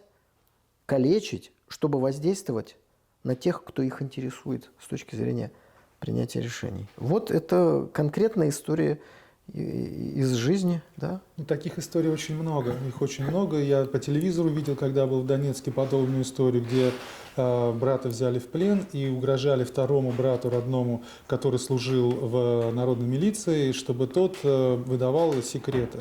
Я думаю, что таких историй достаточно много. И, конечно, если ты занимаешь высокий пост, то тут ты должен уже, наверное, как Иосиф Виссарионович, да, сказать, что я рядовых на генералов не меняю. И это очень тяжелое решение, но его, наверное, нужно принять. Безусловно, я имел в виду несколько иное. Конечно, тот, кто занимается, уже включился, как говорится, в эту борьбу за будущее России, как говорится, с ним все ясно, и он сам понимает, что он делает, зачем он делает, почему делает. Его родные не понимают, что они могут стать инструментом воздействия на него. И поэтому здесь, конечно, нужно было вот этого пожилого инвалида просто сказать: знаешь, папа, Хочешь, не хочешь, надо ехать. да, но проблема в том, что те, кто должен ему это сказать, они сами не могли себе представить, что это будет твориться. То есть мы, воюя с этим злом, борясь, видя, что 8-9 лет происходило на Донбассе, мы, может быть, чуть лучше даже представляли себе, что такое приходит из Киева, нежели люди, которые жили там весь этот период, ну и это было где-то далеко. А потом все пошло очень быстро. Пришла российская армия, эти ушли, там ничего вроде такого не было. То есть не осознается степень. Но это, знаете, как, не знаю, человеку конца 19 века рассказать про там Освенцим. Он же не поверит. Ну как это? Как это можно? Зачем? Вот эту историю я знаю из первых рук. Ну, касаемо того, что вы сказали, сертификатов, тут нужно отметить, что человек не может получить сертификат, не имея российского паспорта. Он предварительно должен получить русский паспорт, то есть уже как бы сдав украинский, и тогда только ему дают сертификат. Мне кажется, это абсолютно логичная история, потому что российское государство помогает российским гражданам. Ну да, просто человек уже сделал осознанный выбор, он уже, как сказать, попрощался с Украиной. Это тоже важно отметить, что это не просто так и не всем. Я тоже был в Генической, там очереди. Я так там заказал кофейку там в ларечке, слово за за паспортами. И тогда как раз вот примерно тогда же, в эти дни, Владимир Владимирович сказал, что, ребята, вы давайте быстрее, выдавайте паспорта в очереди, люди не могут получить пенсию, пособие по безработице не могут получить, никуда там на учет не могут стать, потому что система потихонечку приходит, российское законодательство, российские правила, и нужны людям, чтобы спокойно работать, нужны паспорта. И там действительно везде очереди, чтобы стать. Я имел неосторожность генически, поснимать эти очереди, тут же ко мне подошел милиционер, все посмотрел мои видео, там паспорт, все такое, то есть с этим там очень строго, и он понял, что я, так скажем, блогер, да, как он меня назвал, и мы разошлись хорошо. И, конечно, моя была задача, туда тоже я вез гуманитарную помощь, но мне было интересно, что говорят люди, пообщаться с людьми, что они говорят, что они думают, и там на лавочке садишься. Ну вам пенсию-то платят, все в порядке? Ну, по инвалидности я получали. Ну, от России уже, да? Ну, да, сейчас всем одинаково. 10 тысяч. Угу. Не имеет значения, какой у тебя там стаж. Сейчас всем одинаково платят. Ну, это пока, когда уже установится вот эта уже российская власть полностью. Российские паспорта. Все. При Украине платили, у кого там стаж какой, минималку платили 200. Это самая маленькая пенсия. Украина. А так, у кого большой стаж, больше, да, 3000. А щас Ну, он 3000 это же даже меньше, чем 10 тысяч рублей-то. Это совсем мало. Зеленский вообще так пришел к власти и вот этим матерям-одиночкам как менял детский. Да. Было, да? Обалдеть. Там я брал с собой побольше пирожен, короче, там в магазине пирожен, там какао брал, и угощайтесь, да, там подсаживался, кому-то как бы слово за слово, угощайтесь, и как-то вот мы начинали разговаривать. Там такси обязательно садился, с таксисты, как правило, все знают, с ними исподволь там ля-ля тополя, просто чтобы узнать, что, к чему, почему. То, что я слышал, говорят, что вот, допустим, когда Зеленский пришел к власти, первое, что он сделал, отменил все пособия мамочкам, там, многодетным и прочим. То, что мы привыкли, когда за третьего ребенка, по-моему, 700 тысяч рублей, государство дает 700 тысяч рублей, вот у нас в России. А у них это тоже было, Зеленский тут же это отменил, они тоже были этим недовольны. Потом я слышал такую историю, что он там обещал, он, будучи иудеем, обещал, коль уж он стал в христианском государстве, принять христианство не принял. Еще я слышал тоже очень важную вещь, что Россия пришла, у нас перестали наркотики продавать, там на улице, вот это Вот еще. это я тоже, да, это говорят, да. Да, поэтому мы примерно там друг за другом по пятам ходили. В Херсонской области есть Левые Саги, деревня. Я был в Херсоне, ездил в Херсоне, стоял вот в этой длинной очереди. Ну, тут надо пояснить, что вы были в Херсоне до того, как он был эвакуирован, конечно. Это было как раз в дни референдума. То есть я вот как мог, хотел поддержать, это как раз в дни референдума я там был. И потом, после того, как я уехал, через несколько дней, вот эту длинную очередь, огромная длинная очередь желающих уехать в Россию, она была хаймерсами обстреляна. То есть вот Украина как бы посчитала, что вы уезжаете, значит вы предатели, вот вам за это. Но это были их граждане. Ну, не суть. И там потом я в один день тоже ехал в Херсон, но я не попал туда, комендантский час, паром закрылся, у меня продукты, там мясо, все такое, боялся, что испортится, я заехал в Левые Саги, с тех пор я в эти Левые Саги и езжу. То есть это как бы вот, если я куда-то езжу с гуманитаркой, вот конкретно в это огромное село. Здравствуйте, Не перше, нікому нічого не давайте, крім мене. А вы столько не унесете. Я німу все підгоню. Ясно. Я умію. Ну не знаю, берите вот эти, там вот кому чего надо. Мыло вот, например, по вот такой пачке, например, чтобы всем хватило. Кофе, баночку, там, молоко, сникерсы там. Мені на дві сім'ї, мене дочка. Давайте, только пакеты это самое. Берите. Там тоже общаюсь с людьми. И, то есть там разные тоже интересные истории, но люди, конечно же, если мы говорим о Луганске и Донецке, там люди прям, вот, ура, как хорошо, что вы наконец-то вернулись, то там, конечно же, есть сомнения, потому что жили не тужили, вдруг вот вы пришли. Вот пришли бы 8 лет назад, ну, вопросов бы не было, я полагаю. Сейчас какие-то есть, но все равно люди там постепенно, все у них там в голове складывается, тоже постепенно получают паспорта, там с этим сложнее, потому что нужно ехать там генически или какой-то еще, там Олежки рядом, в Олежке, наверное, можно тоже паспорт получить. Немножко там жизнь затягивается, так скажем, в этом плане. Я просто хотел одну цифру назвать. Не к тому, что наша паспортная служба замечательно работает, а к тому, что она очень-очень старается выполнить и распоряжение президента, ну и помочь людям. Я не буду называть конкретные цифры, просто разговаривал с высокопоставленным офицером МВД, который занимается этим. Грубо говоря, примерно так. На Донбассе выдают в день столько паспортов, сколько в Ленинградской области за месяц. Вот примерно такое соотношение. Ну да, сейчас там вот предприниматели, даже с Петербурга общался с человеком, он туда поехал, открыл там сфотографировать на паспорт, и там, говорит, ну, в очереди постоянно, говорит, загружено вот это, фотографирует, выдают фотографии. Я на Донбассе, в Луганске, познакомился с Михаилом Голубовичем. Это молодой парень, ему 21 год, и он возглавляет молодую гвардию от «Единой России». То есть вот это молодежное крыло по Луганщине, он его возглавляет. Он сам боец, мы записали с ним хорошее интервью. Он под Харьковом, под Изюмом защищал, значит, нашу родину, как боец, солдат. И сейчас вот он занимается этим делом. А Луганск, это нужно сказать, что мало кто знает, там очень много памятников, посвященных молодой гвардии, потому что все эти действия, описанные Фадеевым, они именно там и проходили. В городе Краснодон, да, рядышком. Да. И я просто вот в этой связи что хочу сказать. Вот это вот Трепова, не является ли это своего рода молодой гвардией только вот с той стороны? Нет, конечно, нет. Здесь есть большая разница. Молодогвардейцы, они готовились умирать, бороться и умирать. Они были готовы к этому, они это продемонстрировали и мужественно приняли смерть. А Трепова собиралась что-то сделать и уехать вести журнал в Киеве. Это две большие разницы. Это первое. Вторая разница фундаментальная.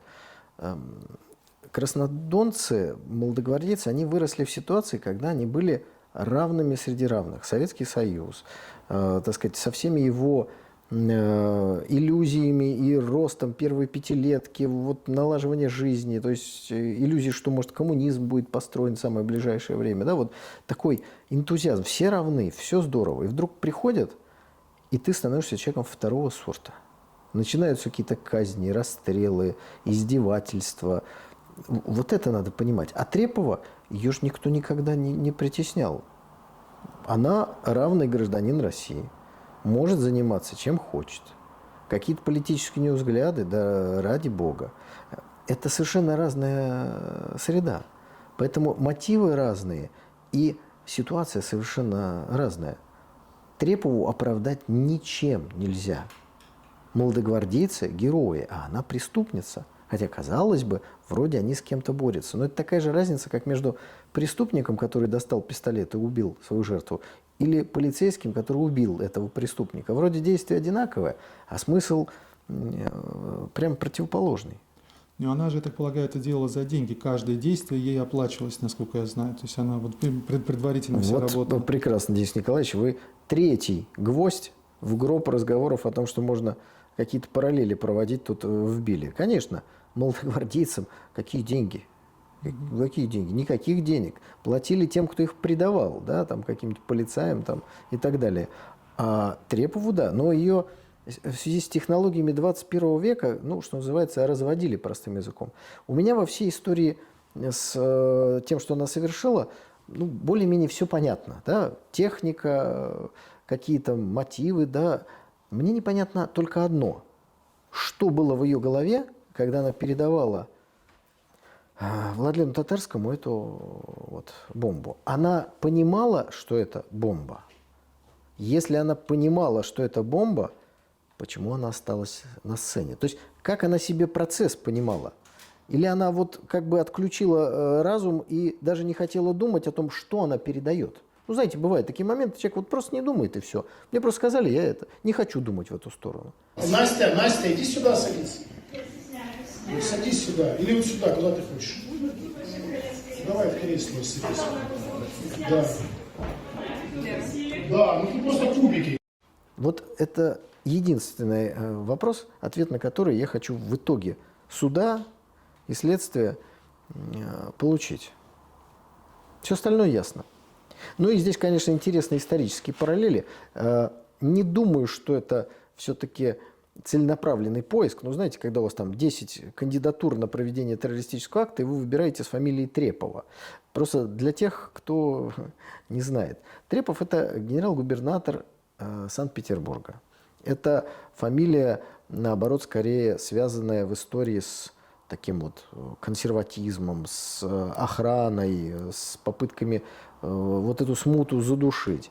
И ирония истории, я думаю, что это именно ирония истории, что сегодняшняя террористка, она с фамилией того, с кого, по сути, террор и начался. Потому что первый террористический акт, такой значимый, это Вера Засулич, которая выстрелила в губернатора Трепова и нанесла ему тяжелое ранение. Здесь хочется привести просто несколько фактов, чтобы было понятно, как русское общество тогда реагировало. В Советском Союзе нам говорили, что Вера Засулич – это вот молодец, это икона, это некий образец для подражания, если хотите. Но не в смысле, что надо в кого-то стрелять, а в смысле вот бороться. Для меня это террористка. Чтобы было понятно, выстрелив в Трепова, она дожила до, собственно говоря, революции, была уже таким пожилой иконой, она в эмиграции общалась и с Лениным, то есть это такой был круг узкий. Она взяла пистолет, будучи дочкой там, достаточно высокопоставленного человека, не рабочая с фабрики, и зашла в кабинет к губернатору, записавшись к нему на прием. Охраны, естественно, никакой, времена вегетарианские, достала пистолет и тяжело его ранила. Возникает вопрос, за что? За то, что, придя в тюрьму, в какое-то, скажем, пенитенциарное заведение, тогда был порядок. Арестанты должны были снимать шапки, шляпы, не знаю, что у них там было, головные уборы перед начальством. Вот пришел Трепов, один арестант не снял в знак протеста. И его выпороли по распоряжению Трепова. Все. Вот за это выпороли, она взяла пистолет и и пошла в него стрелять. Ну, вот сегодняшним языком, так, умом посмотреть это, ну, кто это? Ну, конечно, террористка. Есть ли у нее какие-то мотивы оправдательные? Ну, честно говоря, нет. Дальше был суд присяжных, он оправдал Веру Засулич. Ее на руках вынесли из суда, но тут как бы Фемида одумалась, ее собирались арестовать еще раз, как бывало в истории. Но она убежала уже за границу, исчезла, и дальше никогда не раскаивалась, и все время занималась антигосударственной деятельностью, по большому счету. Вот сейчас, когда происходят, к сожалению, такие события, которые в той или иной степени напоминают то, что было уже в нашей истории, но как-то по-другому надо оценивать. Я к тому, что если где-то есть улица Веры Засулич, она, наверное, есть в России где-нибудь, я думаю, что надо переименовать. Но здесь, если опять же глубже вот сюда посмотреть, там же все-таки Владлен, это имя означает Владимир Ленин. И как раз это было накануне дня рождения Владимира Ильича, это было в апреле, и это было в Петербурге, опять же, да.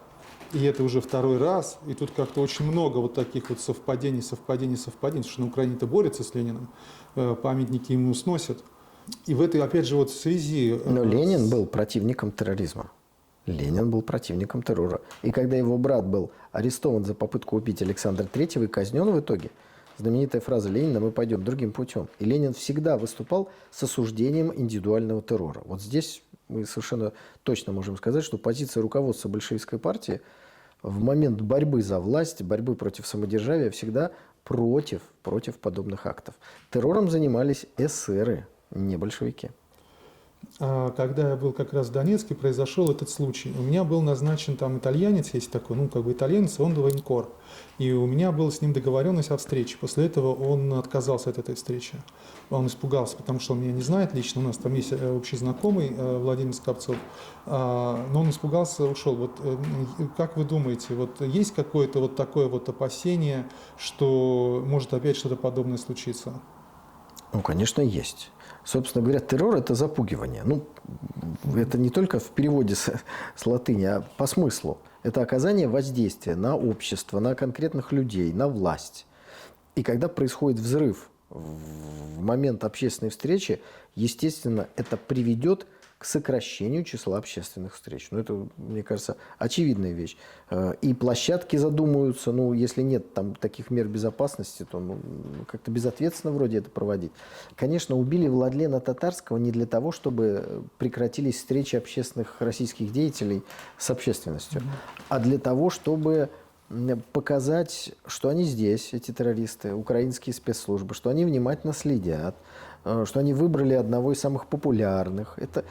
И потом, я думаю, что всегда идет работа по нескольким вариантам. Но здесь получается, а в 10 случаях не получается. Ведь случаев может быть сколько угодно. Ведь ужас в том, что, насколько мы можем судить из записи, Владлен Татарский сам попросил и разрешил внести эту взрывчатку в виде вот этой статуэтки, которую охрана не давала. Какой-то красивый парень, мне кажется, что нет. Давай, ладно ты. Вот. Просто, золотой. А он мог ведь этого не сделать, и тогда бы теракт не состоялся. Но они бы пытались дальше это делать. То есть это процесс.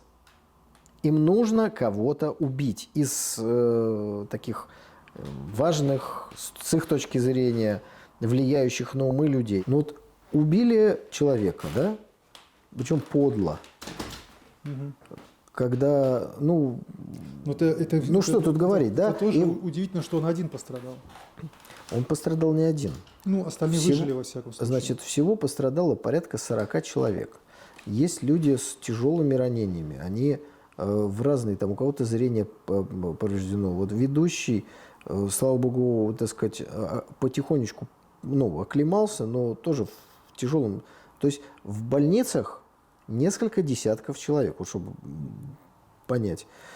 И это не просто так. Просто погиб один. Но могло быть и больше жертв. И они работают по многим кандидатурам. Где-то получается, где-то не получается. Где-то их, так сказать, накрывают и так далее и тому подобное. Поэтому это борьба. Ну, это такая, да, весьма странная борьба, но с другой стороны, это, наверное, всегда так во всем мире идет и хоть как-то, хоть нанести хоть какой-то урон, в том числе моральный. Террористы современные, западные спецслужбы, частью которых является украинская, они работают на общественное мнение. И вот подача: в каком-то городе в России взорвана бомба. Отношение какое? Вот рядового западного обывателя. Ну, конечно, он на стороне обычных людей и против террористов. Потому что он понимает, что он может тоже гулять по своему городу, и там может такое произойти. Или его ребенок может гулять. А теперь другая подача. Во время путинского пропагандистского митинга вот уже другое. Значит, получается, бомба взорвалась не потому, что террористы положили, а потому что кто-то провел пропагандистское мероприятие, и кто-то возмущенный это сделал. То есть уже вроде как террористы не виноват. Поэтому давайте не будем облегчать им ни информационную, никакую работу.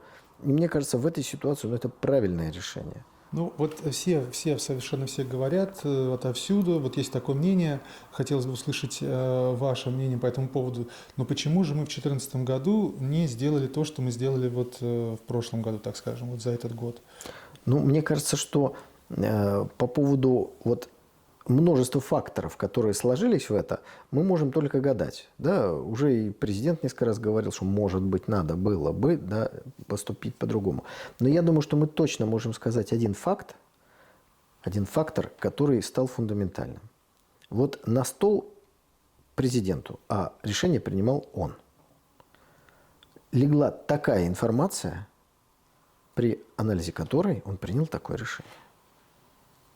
И вот какая это была информация, кто ее подал, как там рисовались дальнейшие события, мы с вами не знаем.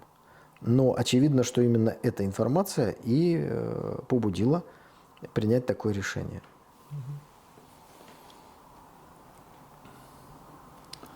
Ну, есть, вот я общаюсь там с людьми, с простыми, и Пушилиным вот простые люди совсем недовольны. Однако же он стоит у власти. Вот почему именно он?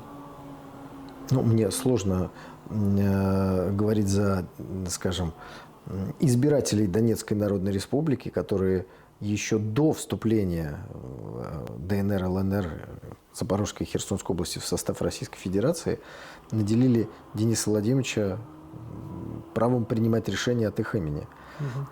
Но что касается уже российских реалий, я неоднократно говорил, что мне кажется, что процедура выборов губернатора – это дорогостоящая и ненужная. Мне кажется, что президент в данном случае, получив доверие людей, выбирает достойного и назначает его. Потому что в нашей ситуации через выборную процедуру все равно в 99% случаев легализуется решение, которое было принято президентом. Ну, так ведь? Так. Поэтому у нас уже была система, когда назначали губернаторов, теперь их можно снять, а назначить их можно только через выборы. Это, мне кажется, что касается самой формы выборов. Ну а дальше анализируется как, что еще. Ну и я лично знаю Дениса Владимировича, я о нем самого высокого мнения. Да? Да, и я могу сказать о Денисе Владимировиче Пушилина только хорошее. Это не значит, что я знаю его от А до Я. Про каждого человека, и про меня тоже, да, наверное, и про вас, Денис Николаевич, тоже могут сказать всякого разного. Но вот что касается моего личного общения, моего знания Дениса Владимировича, я могу сказать только хорошо. Ну, у меня личного нет, но я всегда покупаю газеты местные, и в Донецке очень много газет, и там действительно видно, что вот он в одной, значит, там, деревне, в поселке, что он что-то делает, все время кому-то помогает, что там договора, прочее, там ЖКХ работает, что жизнь кипит, и он не сидит на месте, видно, где он как-то перемещается, хотя бы, ну, там местное телевидение тоже есть. Лично я не знаком, я в данном случае как журналист просто задаю вопрос, у меня нету какого-то своего мнения, потому что я не дончанин и не с Донбасса, я только, вот так скажем, что-то услышал, и поэтому я вас это спрашиваю, на всякий случай, вдруг у вас есть какая-то по этому поводу глубокая мысль и знание. Так, ну вот очень все ждут каких-то отставок. Мы с вами сейчас разговаривали, что был отправлен в отставку начальник тыла. Может быть, еще кто-то был отправлен в отставку? Честно говоря, я внимательно за этим не слежу. Очень интересная книга. Генри Киссинджер, советник американского президента по национальной безопасности в 69-75 годах, госсекретарь. Госсекретарь, да, Да, в конечно. таких-то годах, значит, лауреат Нобелевской премии 73 года. Но И он- госсекретарь, это просто не все понимают, это министр иностранных дел Соединенных Штатов Америки. Вот что такое госсекретарь. М. У них просто так называется. Министр финансов называется секретарь казначейства. У них там сплошные секретари, как в КПСС. Да, и он написал, значит, книгу, называется «Мировой порядок». То есть он очень большой специалист, все к нему прислушиваются. И книга такая очень интересная. Он начинает очень-очень издалека. Значит, и вот, например, говорит Киссинджер словами Мехмеда II Завоевателя. Он, значит, завоевывал все страны, и вот он увещевал итальянские города-государства, такие определенные княжества. Мехмед II пишет на страницах, значит, Киссинджера: «Вас 20 городов, вы вечно притираетесь между собой.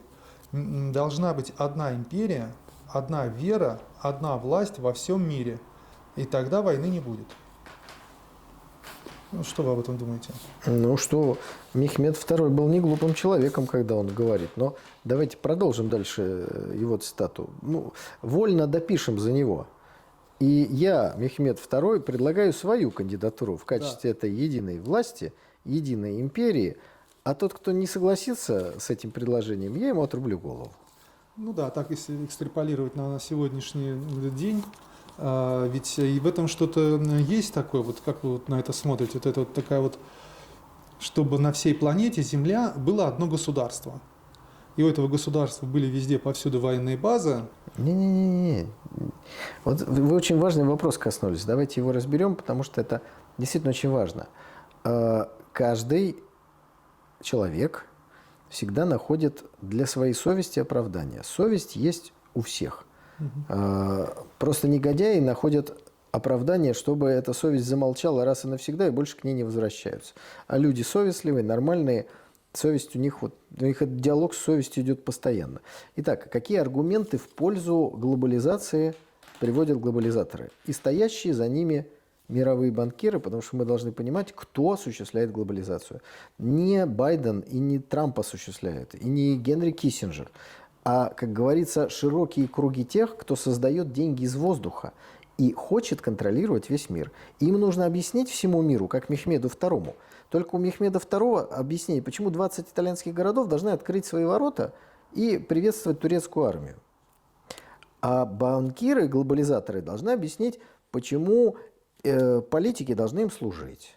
Не только потому, что они продажные и получают деньги, не то, что их там на компромате поймали. Ведь лучше, чтобы эти политики, конечно, компромат, чтобы был, но чтобы они идейно продвигали глобализацию, как какая-нибудь Анна-Лена Бербак или какой-нибудь там Хабек в Германии, закрывающий атомные станции. Он же должен быть уверен, что он все-таки хорошее дело делает, разрушая энергетику Германии, а не плохое. Иначе спать перестанет, гастрит у него откроется и помрет молодым, не завершив этой самой глобализации.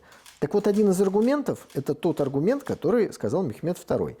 Государства, народы между собой сражаются. Давайте установим некое мировое правительство, которое прекратит эти распри. Ну, казалось бы, такая идея была и в нашей стране воплощена. Что такое Советский Союз? Объединили республики. Ну, то, что перед этим развалили империю, мне это, честно говоря, вовсе не нравится. Но Советский Союз был разный. Да? Советский Союз, где разрушали церкви, для меня симпатии не вызывает. А вот Советский Союз 1945 года, Советский Союз, там, когда я родился, 70-го года, это совсем другое уже. Да? Так вот, в чем разница между проектом Советского Союза и проектом глобалистов? В целеполагании. В Советском Союзе давайте, чтобы все люди жили хорошо, чтобы не было войны, чтобы дети ходили в школу. Солнечный круг, небо вокруг, да? Солнечный круг, небо вокруг, это рисунок мальчишки. Нарисовал он на листке и подписал в уголке. Пусть всегда будет солнце, пусть всегда будет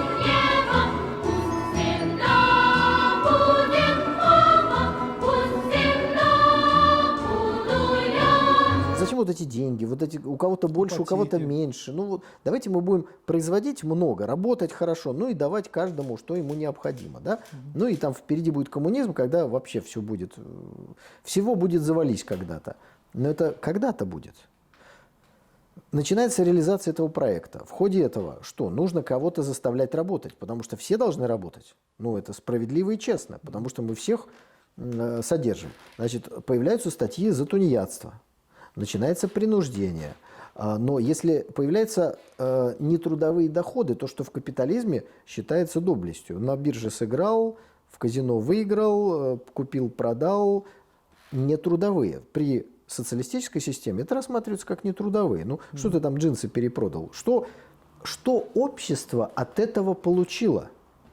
Ничего. Вот если ты кочегаром пойдешь или, не знаю, там, инженером, общество что-то получает, оно оценивает. То есть возникают определенные последствия, но и много возникает тоже несправедливости. Ну почему там врач и учитель получали маленькую зарплату, а водитель грузовика большую? Ну то есть начинаются вопросы второго, третьего порядка. Но в целом идея-то хорошая. Мир, все работают, двигаются вперед, но должна быть сила, которая всем этим руководит. И в данном случае, конечно, это сила КПСС. Зачем другие политические партии думали вот члены КПСС? Мы и так все знаем, у нас учение Ленина, Сталина они потом вычеркнули, соответственно, Маркса, Энгельса, Ленина, все нормально, двигаемся. Ну, как бы каких-то глобальных изъянов в этом я не вижу. И цель, самое главное, ну, действительно светлая. А теперь что предлагают банкиры? Банкиры говорят, а давайте мы будем руководить всем процессом в мире, войн не будет, но мы определим, кто где что должен производить. Вот вы в России, как они решили в 90-е годы, вы не должны ничего производить, вы должны качать из недр и потихонечку вымирать, потому что банкиры считают, что людей не должно быть слишком много. И в этом принципиальная разница. При социализме никто никогда не собирался ограничивать развитие человечества, ну, как говорится, вот в числовом порядке. Чем больше, тем лучше. Пусть люди рождаются, плодятся. И с этим мы тоже видим сопряжение с Библией, да? А эти что? А эти подходят как, ну, я не знаю, как фермеры какие-то. Вы знаете, вот эта овечка должна быть в количестве 9 штук, а 10-й уже не надо, у меня травки не хватает. Но и это еще не все. Мы же вот сейчас видим, когда они получили практическую свободу рук. Уничтожение Советского Союза, 91 год, Китай еще слабый, ну и в эту систему включенный. И можно делать, что хочешь. Что они начинают делать? Они начинают всевозможные половые извращения поднимать на флаг. Вопрос, зачем? Почему в Советском Союзе это не поднимали? Ну, потом опять вопрос, а это для общества хорошо? Ну, конечно, нет. Не будут рождаться дети, у людей крыша съезжает. Они как будут на заводе работать, если они, мужик оденется в женское и будет ходить? Ну, что это такое-то вообще? Ну, те вопросы, которые сейчас помешаны. Зачем нам строить 15 туалетов для 15 каких-то непонятных извращенцев? Есть мужской, есть женский. Товарищи, идите к психиатру, если у вас что-то не так. Да?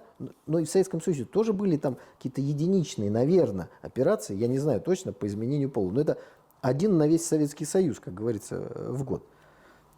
Потому что, опять, целеполагание. Там, в Советском Союзе, вверх куда-то, в космос, другие планеты, человек лучше должен стать. Читай, а то учись, а то мы тебя не хочешь, мы тебя заставим читать, учиться. А там что? Да, что хочешь. Хочешь, вот от наркотиков умри, хочешь, от алкоголя умри, еще от чего хочешь. Вообще. И если ты умрешь, то это даже хорошо в этом обществе капиталистическом, потому что тогда тебе ничего никто не должен, и пенсии не надо тебе платить. То есть целеполагание другое. Вот эти глобалисты, которые, казалось бы, очень похожи на какую-то такую красивую идею отсутствия войны и всеобщего человечества, нужно понимать, к чему они это человечество ведут. Это развилочка. Эти ведут в пропасть. А Советский Союз шел вверх. Он, наверное, действительно опередил развитие человечества, я не знаю, надеюсь, что не на очень большой временной промежуток, не на тысячелетие. Мы как-то к этому справедливому обществу, в общем, придем. Вот это является развилкой. И есть второй вопрос. Вот когда кто-то определяет, как, что, где будет, и есть единый центр принятия решений, возникает вопрос, а нам, России, вы что уготовили? Вот в Советском Союзе я, советский школьник, имею одинаковое право поступить в любой советский вуз. И поступаю я туда или нет, зависит только от меня. Есть коррупция? Ну, конечно, есть. Но сколько это коррупция? 10-15%. Если я знаю весь предмет, я поступлю. Я поступлю и буду получать стипендию. И не важно, кто у меня папа, и не важно, кто у меня мама. Так ведь? Так. А в глобалистском обществе деньги нужны для обучения. Нет у тебя денег, возьми кредит. А отдавать как? Возникают вопросы, и начинается расслоение. То есть это вроде как бы такое хорошее, но только абсолютно слоеное общество. А в Советском Союзе оно, ну, конечно, не совсем монолитное, но, тем не менее, все-таки примерно одинаково все жили. И вот это вот фундаментальное, мне кажется, различие. Ну, получается, если бы вот Советский Союз продолжал жить, если бы он пошел дальше, то это было бы хорошее, справедливое общество. Оно было бы еще более справедливым, и к этому надо было стремиться. Просто когда Советский Союз перешел на шкалу ценностей капиталистического общества, он начал разрушаться. Главное стали деньги. Ну, вот эти времена, как говорится, моей молодости и вашей, фарцовщики, джинсы там какие-то, те самые, не знаю, что там, первые кооперативы, главное заработать деньги. И все это быстро, там буквально за 6 дней при помощи, 6 лет, конечно, при помощи Горбачева разрушила страну. А вот там в 30-е годы что для людей важно? Зарплата? Ну, важна, ну, конечно, важна. Там какой-нибудь Стаханов зарабатывает больше, чем тот, кто меньше работает. Но нет, есть драйв какой-то. Да, мы сейчас построим это, мы освоим то. Целина, я сейчас не буду говорить правильно, неправильно, бам. То есть порыв есть, порыв. Дети космонавтами хотят. То есть мы строим свое будущее, будущее наших детей. Минусы, да, конечно, было. И алкоголь, и спивались. У нас вот поколение отцов сильно пьющее, к сожалению, получилось. Но все-таки вверх. Все-таки. Да, был эмоциональный подъем, который который вот деньги и все, и больше ничего. Деньги и больше ничего. И мне кажется, во многом легкость разрушения Советского Союза получилась не только от того, что элита предала, верхушка, руководители, но от того, что советские люди не как дети были в политическом смысле. Ну вот все же люди хорошие, все люди братья, все вот, что может быть злая воля, которая планирует через там 50 лет, чтобы Киев воевал с Москвой, и в голову даже не могло же прийти. То есть, ну вот действительно как дети. Все равно есть же такое понятие, знаете, в этом у детективов, у сыщиков почерк, да, это его почерк вот этого преступника, что если человек ведет себя в настоящем определенным образом, то это проецирует его поведение в будущем. И действительно, если посмотреть, то как мы могли довериться там, 90-е западному миру, если очевидно, что он все время нас, мягко говоря... В точку. А смотрите, как они себя ведут. Они себя ведут все время одинаково. Что с индейцами, что с нами. Что они приходят? Они приходят красивые такие, благообразные, там, не знаю, в очках, там, может, в париках, когда к индейцам, да, и говорят: слушайте, мы пришли вам помочь. Вот смотрите, у нас бусы есть. Отличные, здоровские бусы. И мы вам сейчас эти бусы подарим. Отлично. А что взамен? А взамен, да вообще ничего. Вот кусочек земли, который шкура вот этого вот быка покрывает. Индейцы сидят и думают: какие странные, недалекие, глупые, но добрые люди. Нам такие ценные зеркальца и бусы привезли, которых у нас нет. А от нас просят всего какой-то клочок земли, покрытый этой самой. Да ерунда какая. Ну, конечно, мы соглашаемся. То есть они тоже как дети. Они тоже как дети. Они понимают, что пришла смерть.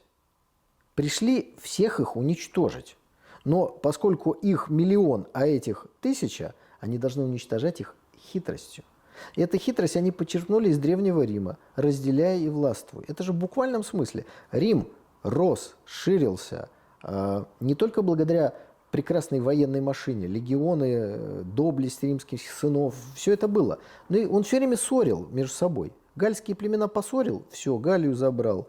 высадился в Британии, поссорил этих с тем. И так было все время. Ну да, если так посмотреть на карту, то действительно есть там Южная Корея, Северная Корея, там тут же, ну, Индия, там Пакистан, выдуманная страна. И всегда есть северная, южная, там и Ирландия, северная, южная. Конечно, это ровно то, что они делали. Обратите внимание, как только Рим начал ссориться внутри себя, вот это времена когда? Ну, это, грубо говоря, так, времена Цезаря, который стал самым известным римлянином, да, такой популярный. А по сути, что Цезарь? Цезарь начал гражданскую войну и захватил власть в Риме. Ну, вот так.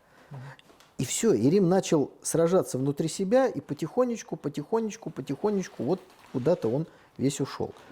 Что делают эти ребята под названием англосаксы? Они все время всех между собой делят и ссорят. Но что нужно помнить? Вот сидят индейцы, не знаю, советские лидеры, простые советские люди.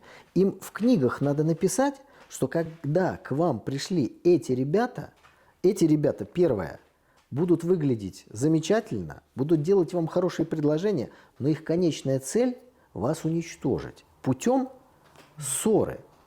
Вот сегодня я не думаю, что там депутаты Украинской Рады в принципе думают о том, что когда к ним приезжает американская делегация, задача этой делегации еще больше поссорить Украину с Россией. Наверное, мало кто так понимает. А если бы понимал, может быть, как-то у кого-то и совесть проснулась, хотя в Украинской Раде, конечно, вряд ли. То есть вот это надо рассказывать и знать. Они приехали, чтобы поссорить. Если они говорят, что они Азербайджан с Арменией собираются там как-то склеивать, это значит, что они готовят там еще большую ссору. Но ужас-то заключается в том, что с той стороны реально приезжают политики, которым написали и которые прочитали, что они должны, приехав куда-то, поссорить, столкнуть, разжечь войну. И это не случайность, а это их работа. Приехал посол, он должен разжечь войну на территории Украины. Вот это надо понять. Это же другой взгляд на мир. Дьявольский, если хотите. Ну, в этой связи тоже нужно отметить, что все-таки есть Россия, есть белая Россия, и, да, Украина в какой-то степени там малая Россия. То есть Во всей степени. Да, наша страна тоже разделена. И это очень плохо. Зачем делиться? Чтобы не было сильной армии, чтобы не было большого населения, чтобы не могли создать сильную армию, в том числе, наверное, для этого. Ну да, чтобы легче было поставить своих вассалов. Так, слушайте, вот есть российская армия, ну, не знаю, там 1 миллион, допустим, да, сейчас будет 1,5. Возьмите ВСУ, еще 400 тысяч.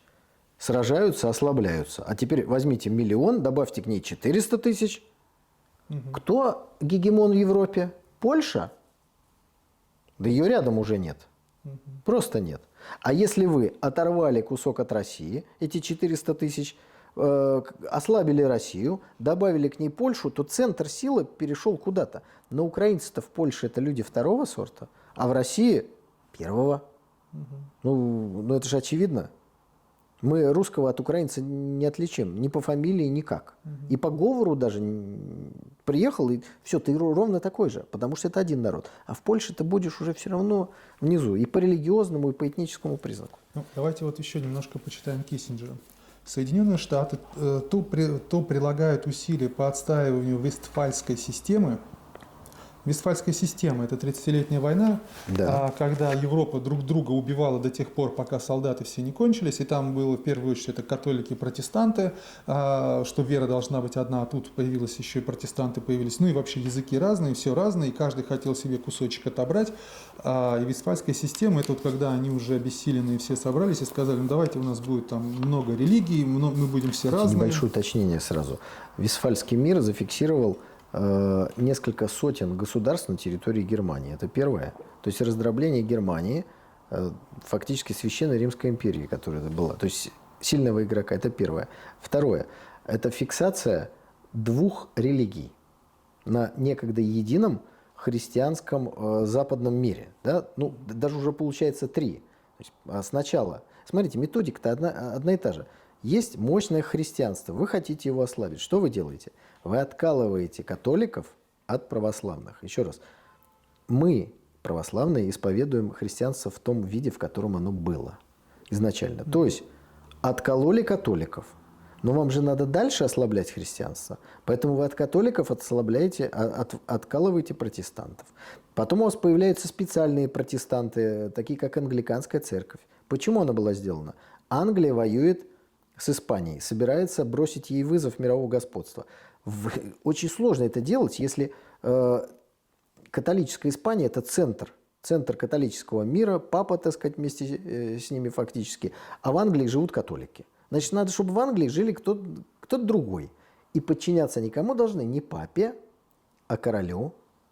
Ведь ситуация, которую Петр ввел у нас, когда синод вместо патриарха, и, по сути, царь является в некотором смысле главой церкви, он же у англичан посмотрел, когда путешествовал по всем своим корабельным делам. Но в Англии до сих пор система, где король или королева – глава англиканской церкви. То есть по всем параметрам все, кто живет на острове, должны подчиняться Лондону. Как только кто-то подчиняется кому-то другого, отрубить голову, отрубить связи. Вот что такое Вестфальский мир. Это фиксация дробления Европы во всех смыслах. Ясненько. Так, вот читаем Это дальше. 17 век. Соединенные Штаты то прилагают усилия по отстаиванию Вестфальской системы, то критикуют ее. Ну, это пишет госсекретарь, значит, Штатов. Основополагающие принципы. Критикует ее основополагающие принципы баланса сил и невмешательства во внутренние дела, как безнравственные и устаревшие. То есть Вестфальский мир, он говорил о том, что вот да, мы все разделились, но и каждого свое дело, мы друг с другом не воюем, в внутренние дела не лезем. Кто во что хочет, то и верит, тот сам по себе живет, правильно? И что вот Америка сегодня, сейчас, Америка говорит об этом, что она то там, то тут, насколько ей это выгодно. Причем порой делает то и другое, Америка делает и то, и другое одновременно. США продолжают считать универсально востребованным свои ценности, которые следует заложить в основу мирового порядка, и оставляет за собой право на их поддержку в глобальном масштабе. Это прямая цитата Киссинджера. Ну, они используют международное право, как им удобно. Где, вот самый свежий пример, значит, президент Молдавии Майя Санду подписывает указ, то есть фиксирует голосование парламента о том, что молдавского языка нет, есть румынский. Ну, мы же с вами понимаем, к чему это ведет. Понимаем. А теперь давайте на секунду представим, что Зеленский подпишет такой же указ, что украинского языка нет, есть русский. Ну, диалект русского языка. Ну, по сути, это и то, и другое это одинаково. Но какая оценка дается со стороны Запада? Зеленскому этого делать точно нельзя и не надо. И украинцы это точно не русские, говорят нам западники. А молдаванам это обязательно нужно делать. И молдаван нет, есть румыны. Вот что они навязывают в Молдавии. А ситуация абсолютно одинаковая. Абсолютно одинаковых ситуациях диаметрально противоположные поступки. Вот об этом Генри Киссинджер говорит. Ну да, если чуть-чуть назад, как сказать, посмотреть, то Санду, она же получила образование где-то там в Америке, и она с Америки пришла, и хоп, и стала главой государства. В фонде Сороса работала. Да, там в прибалтийских странах, даже в Южной Корее тоже там президент в одно время просто приехал с Америки корейцы, и вдруг, хоп, он уже стал главой государства. Удивительным образом. В Грузии такое нечто вот было с Саакашвили. Слушайте, в Афганистане было еще более удивительно. Владелец афганского ресторана в Нью-Йорке приехал и стал президентом. Но, видимо, других афганцев в Нью-Йорке просто не было. Ну да. Хамид Карзай его звали. Ага, ну то есть, да, чтобы мы понимаем, что такое ощущение иногда действительно складывается, что у нас просто нам этого не говорят, а как будто везде вот одна страна во всем глобусе, на всем глобусе. В прошлый раз мы с вами говорили о том, что 4 все-таки страны на земном шаре, а теперь вот как-то все вот это подводится к тому, что на самом деле одна, но есть восставшие, как это было и в Римской империи, восставшие какие-то вот регионы, и она пытается, Америка их как-то вот поставить на место. Вот. Это касаемо Киссинджера. Кстати, вот у Киссинджера есть такая очень интересная история. Вот, когда Израиль, что-то грозит Израилю, то все евреи объединяются в мире, пытаются кто-то как-то чем-то помочь. Да? А в России, когда у России сложности, не все русские объединяются. И там была такая история с Киссинджером связана, что в 70-е годы, когда был очередной кризис, все наваливались, значит, арабские страны, окружающие Израиль, на Израиль, угрожали чем-то там, но они все время угрожают. Киссинджер объявил в значит, в парламенте, что все, Израиль скоро не будет существовать. Примерно еще лет 10, и все, Израиля не будет, потому что арабские страны его, значит, уничтожат. И тут же выделяется 10 миллиардов для защиты Израиля. Израиль начинает строить вот этот вот зонтик свой, а потом выясняется, что Киссинджер, он еврей, и как-то и никто не напал, и зонтик, деньги, как сказать, взяли, ну, что-то хорошее, наверное, сделали. Ну, то есть такая вот помощь, такая вот как бы вот от еврея к Израилю.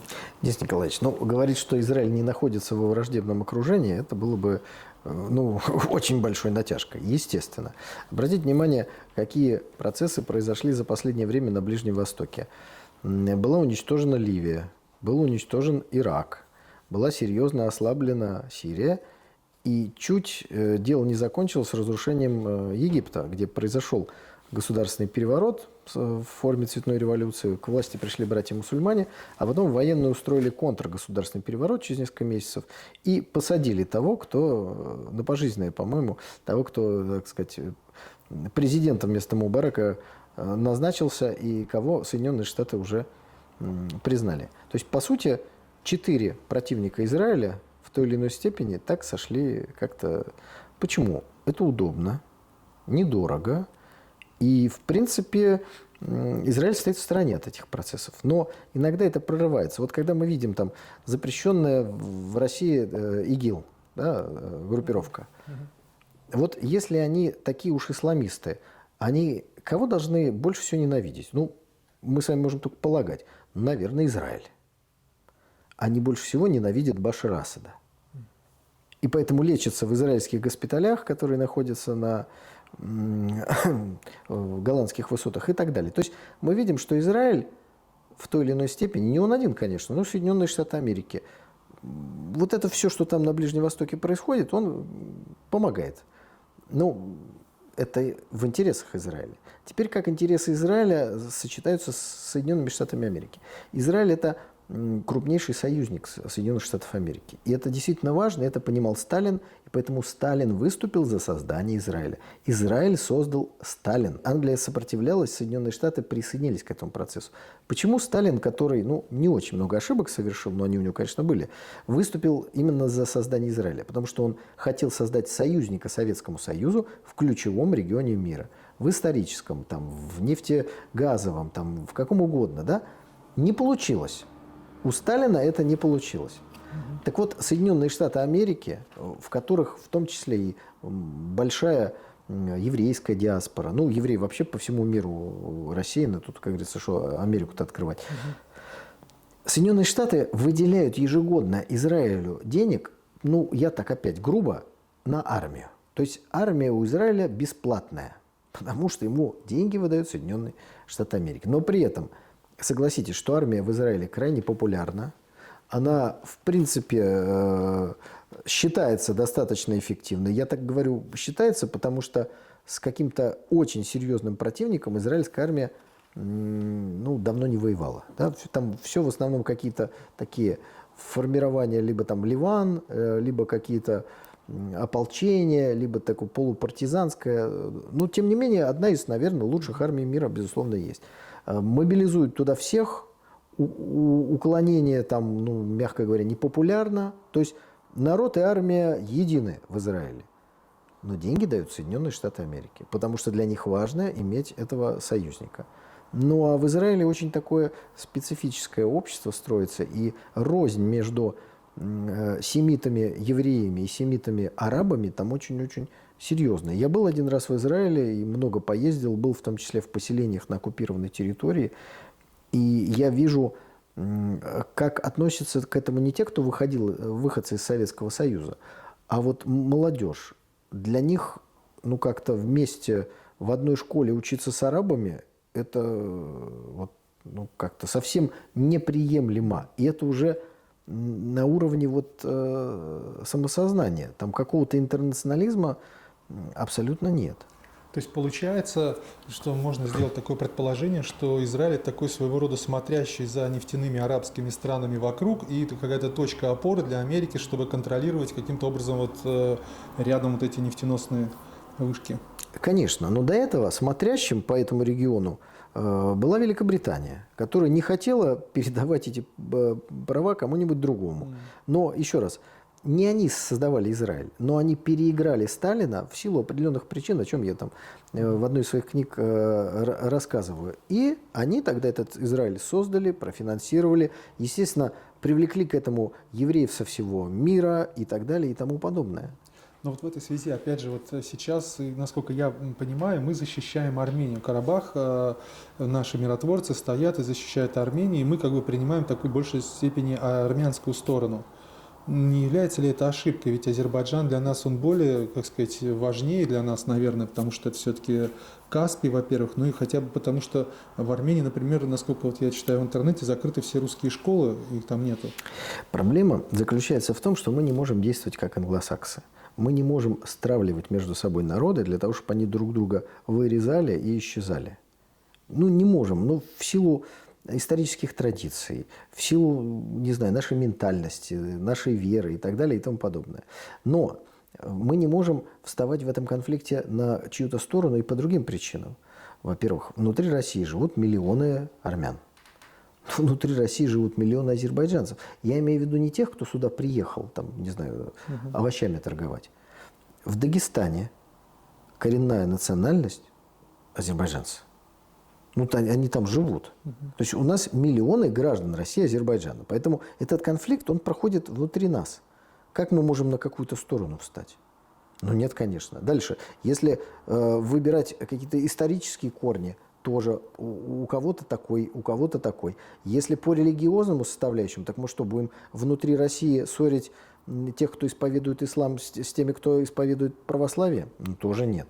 Поэтому наша задача этот конфликт как-то приглушить, не дать ему разрастаться, потому что какого-то решения такого, которое бы всех устроило, не существует. Его можно только приморозить вот в этой ситуации. И Россия это и делает. Именно это. Мы в Карабахе не даем продолжаться боевым действиям. Но мы одновременно стараемся дружить с Арменией, несмотря на все сопротивление руководства нынешнего, и дружить с Азербайджаном, где руководство вроде абсолютно такое европейское, прекрасно говорящее по-русски, наверное, лучше, чем мы с вами, Денис Николаевич. Но при этом концепция дружбы с Турцией и определенного слияния в Азербайджане не отменяется. А я напомню эту концепцию. Опять-таки, по сравнению с ситуацией России и Украины, это будет наглядно. Смотрите, что Запад и украинские политики говорят: мы не Россия. Ну, даже один там написал: Украина не Россия, да? Мы не Россия, народы разные. Ну и дальше начинается уже растаскивание в сторону, разговор о том, что враги, и попытки стравить. Что говорит официальная теория турко-азербайджанских отношений? Народ один, государства разные. То есть азербайджанцы не говорят: мы не турки. Наоборот, они сейчас говорят: мы такой же народ, как турки. Просто у нас разные государства. Из этого какой вывод? Ну, Азербайджан с Турцией должны дружить, сближаться. А когда речь идет об Украине и России, что нам пытаются? Почему такой же концепции нет? Да, допустим, да, два государства, но народ один. И давайте дружить. Нет, говорят англосаксы, нельзя вам дружить. Вы воевать должны. Почему отношения между Россией и Украиной не может быть, как между Россией и Белоруссией? Потому что туда влезли, из 91 года работали, чтобы этого не было. Чтобы этого не было. Это еще совсем недавно было абсолютно реально, это была политическая практика. Поэтому англосаксы где-то лезут, где-то не лезут, а против Турции они сейчас ничего не имеют, потому что Турция – это тоже, возможно, один из инструментов против нас, поэтому пусть она усиливается, пожалуйста, дружите турки с азербайджанцами. То есть нет никаких принципов. Есть цели у них, но один из способов – постоянная ссора кого-то с кем-то и сталкивание. Собственно говоря, вот в выступлении своем министр обороны тоже сказал, что все время пытаются сейчас стравить Россию с другими государствами англосаксов. Ну, так они всегда делали. Это, еще раз, это не связано с тем, что мы Советский Союз было. Потому что, знаете, вот тоже это огромное заблуждение, что вот как только произошла у нас социалистическая революция, Запад немедленно решил нас уничтожить. Он и до этого всегда собирался нас уничтожить. Просто у него появился еще один повод среди там 15. О, они еще и другую систему строят социальную, и у них неплохо получается. Все, надо срочно что-то делать. Поэтому они борются с нами, потому что мы им конкуренты, потому что они хотят контролировать весь мир. Это вторая причина.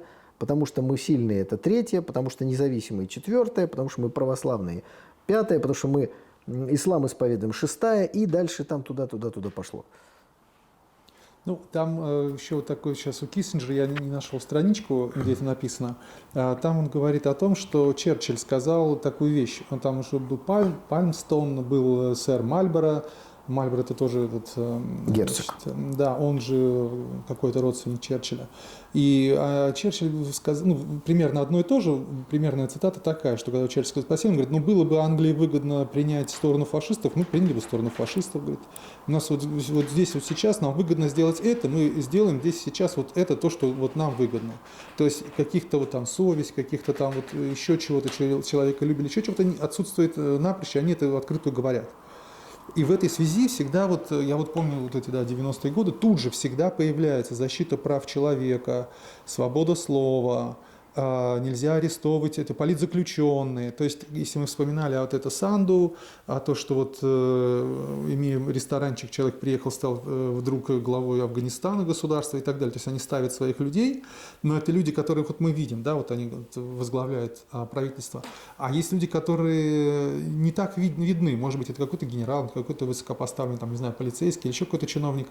И когда выясняется, что он работает на другое государство, они говорят, что подождите, а как же свобода там, слова, вот это человеколюбие, выпустите политзаключенных для того, чтобы они дальше продолжали расти по карьерной лестнице и таким образом изнутри захватывать, помогать нам захватывать ваше государство.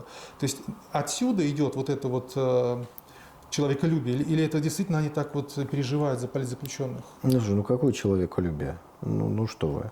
Вы говорите о человеколюбии в цивилизации, которая изобрела концентрационные лагеря. Справедливости ради, сейчас занимался этой темой, первые концентрационные лагеря, вот совсем первые, появились испанцами, сделанные на Кубе против повстанцев.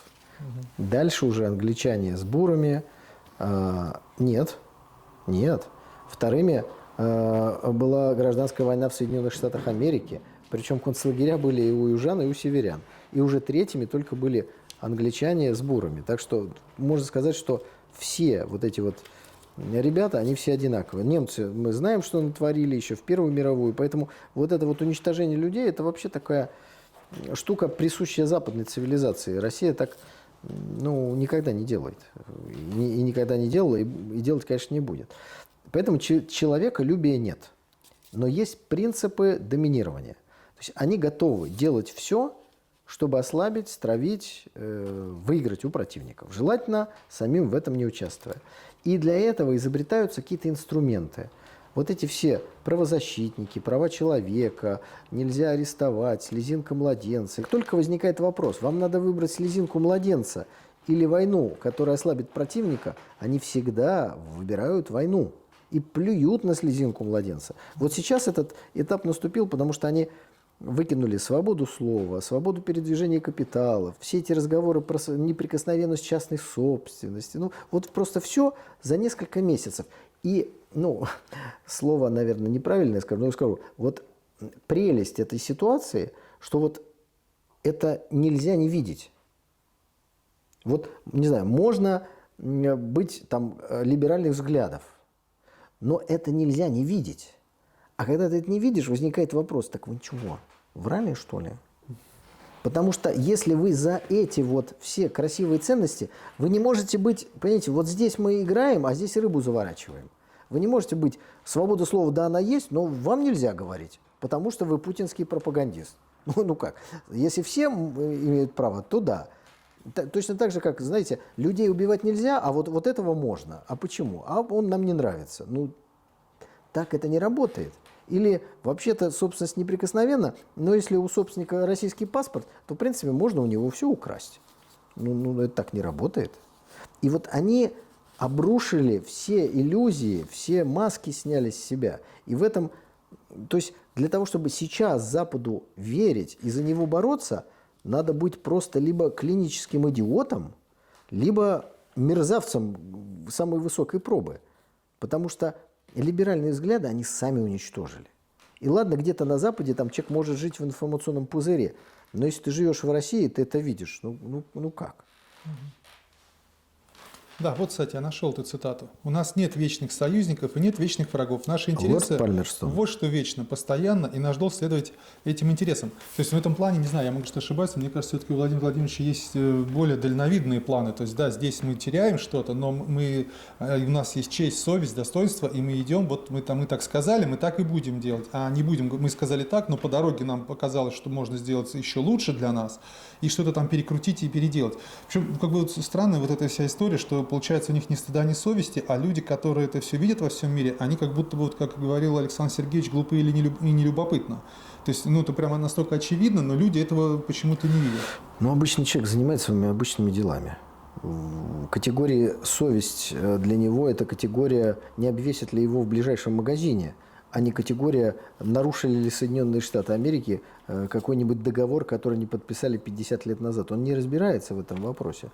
А ему в уши 24 часа дуют, что США хорошие, никогда ничего не нарушают. И поддерживают это. Но люди начинают видеть, что что-то не так. Вот именно в этом тоже. Слушайте, а почему вы у России забираете какие-то активы?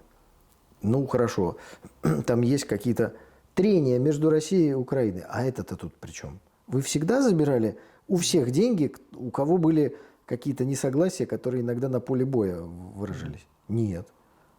А почему вы здесь? И вот это разрушается, самое главное, ощущение правоты, которое они, собственной правоты, всем стараются внушить.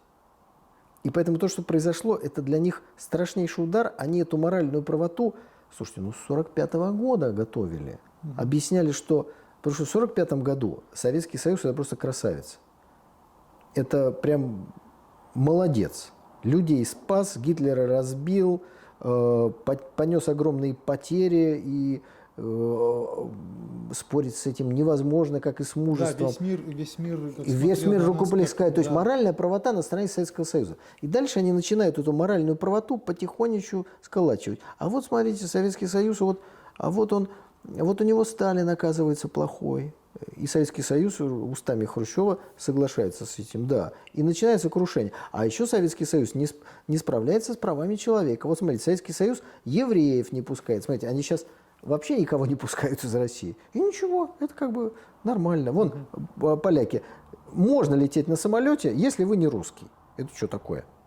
А у нас вот просто такие правила, говорят, в нашей авиакомпании. Ну, тогда свастику дорисуйте себе. Так сказать, так будет такая симпатичная польская свастика, красно-белая какая-то. Ну, что это такое? То есть моральная правота – это то, за что в информационном век борются активно. И вот они это боролись, там, лет 80. И это все, Путин с них все это снял. Буквально за несколько дней. Одна из целей СВО стоит убрать фашизм, денацификация на Украине. И вот там показывают нам сейчас в Ютубе, везде очень много роликов, где берут учебники, и там настолько все, как сказать, перекручено, переверчено, и фашистская пропаганда идет уже в школе. И это очень плохо. Но у меня дочка учится в школе, тоже учебник истории, я его читаю и понимаю, что наши-то учебники тоже неплохо было бы все-таки немножко поправить. И был же, Владимир Владимирович говорил же о том, что нужен единый учебник, и это было уже несколько лет назад. Это было больше 10 лет назад. И как-то сейчас говорят, что готов. Не видел этого учебника. Вроде группа историков под руководством Мединского этот учебник сделала. Надо посмотреть. Думаю, что он, конечно, будет отличаться в лучшую сторону, хотя бы просто потому, что он написан сейчас. Потому что вот если ты сейчас говоришь про борьбу с нацизмом, да, ты же не можешь не говорить об этом в 40-е годы, иначе у тебя будет непоследовательность. Но в любом случае, так сказать, Владимир Мединский хорошо знает историю, думаю, что историки тоже ее знают. Но история – это всегда трактовки. И соотношение материала, ведь речь идет об обучении детей, сколько пропорций, да, этого, того. Вот это сложно. Ну, надеюсь, что сейчас все получится. Будет этот учебник в доступе, почитаем, посмотрим. Ну да, кстати, вот в Луганске мне Михаил, «Молодая гвардия», он сказал, что сейчас у нас обязательно учебник в школах на уроках истории рассказывают о СВО и о том, как Луганск защищался от украинских формирований. У нас в Ленинграде говорят больше про блокаду, ну не то, что больше, но обязательно как говорят об этом, у них говорят вот про их войны тоже. И, конечно, необходимы вот эти учебники на каждый год обучения, потому что те учебники, которые я видел, когда просто одной строчкой мы победили в Сталинграде, а когда описывается, что мы потеряли там из-за того-то, враг дошел до Сталинграда, и вот там-то у нас плохо, и вот там-то плохо, а потом одна строчка мы победили, ну это весьма странно. Такое ощущение, как случайность. Эти учебники действительно, наверное, нужно эту денацификацию, нужно в какой-то степени... Денацифицировать учебники? Наши, да, учебники. Ну вот я говорю, что с Москвы, конечно, идет вот эти все управленческие решения, и нам бы вот есть чем внутри себя тоже заняться. На протяжении вот этих 8 лет, пока мы жили, мы на Западе, то бишь на украинской территории, велась очень сильная пропагандистская работа, и это прям... вообще ни разу не совру, если так скажу, потому что я же сам бывший военнослужащий, и мы, когда находились в городе Изюм, Харьковской области, мы находили и комиксы, и книжки, там, где прям красочно и показывалось, что русский солдат — это бандит, русский солдат — мародер и убийца. То бишь их пропаганда качала очень сильно именно против России. Мы же, в свою очередь, работая с молодежью, которые жили под этим колпаком информации, показывая на деле, что это все не так. Потому что, когда мы заезжали с гуманитарными миссиями, мы стараемся как раз-таки на них привлекать молодежь из освобожденных территорий в том числе, чтобы они видели, что мы с добрыми намерениями, мы на деле показываем, что мы не убийцы, воры и насильники, а люди, которые пришли помогать. И где мы видим искренние улыбки, слышим искреннее спасибо от людей, живших на территориях и пострадавших в ходе боевых действий. И они же, люди, которые пострадали, они видели зверство и бесчинство украинской армии на своей родине. GPT-4, GPT, скоро им обещают GPT-5. Слышали такую историю? Уже хотят запретить, уже хотят маркировать. Нет, я не в курсе. Ну, в общем, GPT такая нейросеть, куда делается запрос, например, напиши там нейросеть, не знаю, мне нужна статья там про, не знаю, там что угодно, про ромашки, вот должно быть там, не знаю, столько-то, ну, чем больше напишешь, тем лучше, там, например, там столько-то знаков, или она должна быть вообще в стихах, или что-то такое, и он ее через секунду, пожалуйста. Или там, мне нужна картинка такая-то. Я в этой нейросети пытался написать, когда там, кто победит, например, да, что будет происходить с миром, что будет происходить с Россией и так далее. Он такие ответы не дает, блокирует. Во всяком случае, либо это идет просто какие-то образы. Вы хотите, чтобы он думал? Нет, я с какой точки зрения, в какой-то степени думаю, это не Яндекс, это Яндекс выдает там ссылки и статьи на кого-то, а GPT он выдает конкретно вот готовый текст. И опять же нейролинк, Илон Маск сделал нейролинк, то есть чип, который встраивается в голову, и вот он там показывал обезьянок, обезьянки стали очень умными, и что сказал, это только первое поколение, сейчас будет еще, и вот эти вот люди, он же говорит, я буду в следующий раз, в один из следующих разов, у меня будет встроен уже этот чип, и я буду гораздо умнее. Вот что вы думаете об этом прогрессе с точки зрения войны? Это же можно все использовать, опять же, там, в какой-то степени против нас. И когда вот мы направляли наше вооружение против электрических станций, может быть, уже в какой-то степени пора направлять их против вот этих вот дата-центров, того же Microsoft, который вот ютубчик, вот ваш патриотический канал, он заблокировал просто так, да? Может быть, нам уже какие-то цели переправить уже и на дата-центры? Ну, я думаю, что мой YouTube-канал с 500 000 подписчиков заблокировал не искусственный интеллект, а вполне себе человеческий. И за каждым искусственным интеллектом тоже стоит человеческий интеллект. Вот то, что вы описали, это я бы назвал интернет 2.0. То есть сейчас ты залезаешь в интернет, набираешь, у тебя выскакивает информация, но ты должен ее обрабатывать сам. А теперь для тебя уже разжуют, и в виде пюре информационного тебе дадут в готовом тексте. К чему это приведет? Ну, к тому, что люди еще меньше будут знать. А что, ничего знать не надо. И сейчас знают меньше, чем раньше, потому что приходилось читать и это все через себя пропускать. Так что в этом смысле я хорошего от того, что вы сказали, не вижу. Но использование каких-то, ну не знаю, там беспилотники летают, там же можно это называть искусственным интеллектом? Можно. Это же не просто такая шпаргалка, которая тебе все написала. Но всегда за искусственным интеллектом стоит интеллект человеческий. Кто-то этот интеллект обучает, кто-то вкладывает информацию, кто-то акценты расставляет. То есть его надо научить. А для того, ну это как учитель и ученик. Вот как учитель учит и чему он учит, так будет что-то в головах учеников. Вот с искусственным интеллектом такая же история. Но мне кажется, что в последнее время происходит какая-то, ну не знаю, фетишизация, если хотите, вот искусственного интеллекта. До этого была цифровизация. Теперь про цифровизацию забыли, значит, вот искусственный интеллект. Речь идет о скорости передачи информации, но никто не может заменить человека и не должен его заменять в этом процессе. Прекрасный мир, где роботы работают, а люди, значит, там читают Вергилия, он пока еще не наступил и не планирует. Более того, если и думать будут не люди, а какие-то наученные людьми машины, ну, тогда фильм «Терминатор» может стать пророческим, чего бы очень не хотелось. Но мне кажется, что это сейчас не самая главная проблема, которая у нас есть. То есть это проблема такого технического плана, но все-таки, мне кажется, ну, не да, первого вот сегодня. Китай впереди планеты всей. Сейчас они это уже сделали, они это грозили сделать целых 5 лет. Сейчас они это уже внедрили, может быть, не во всех провинциях, а может быть, во всех, но это уже работает. То есть они поставили много камер в Китае, ну, в основном в городах, и камеры прям, они вот шевелятся, крутятся, и они умные. То есть, когда они видят человека, они определяют его лицо и тут же паспортные данные.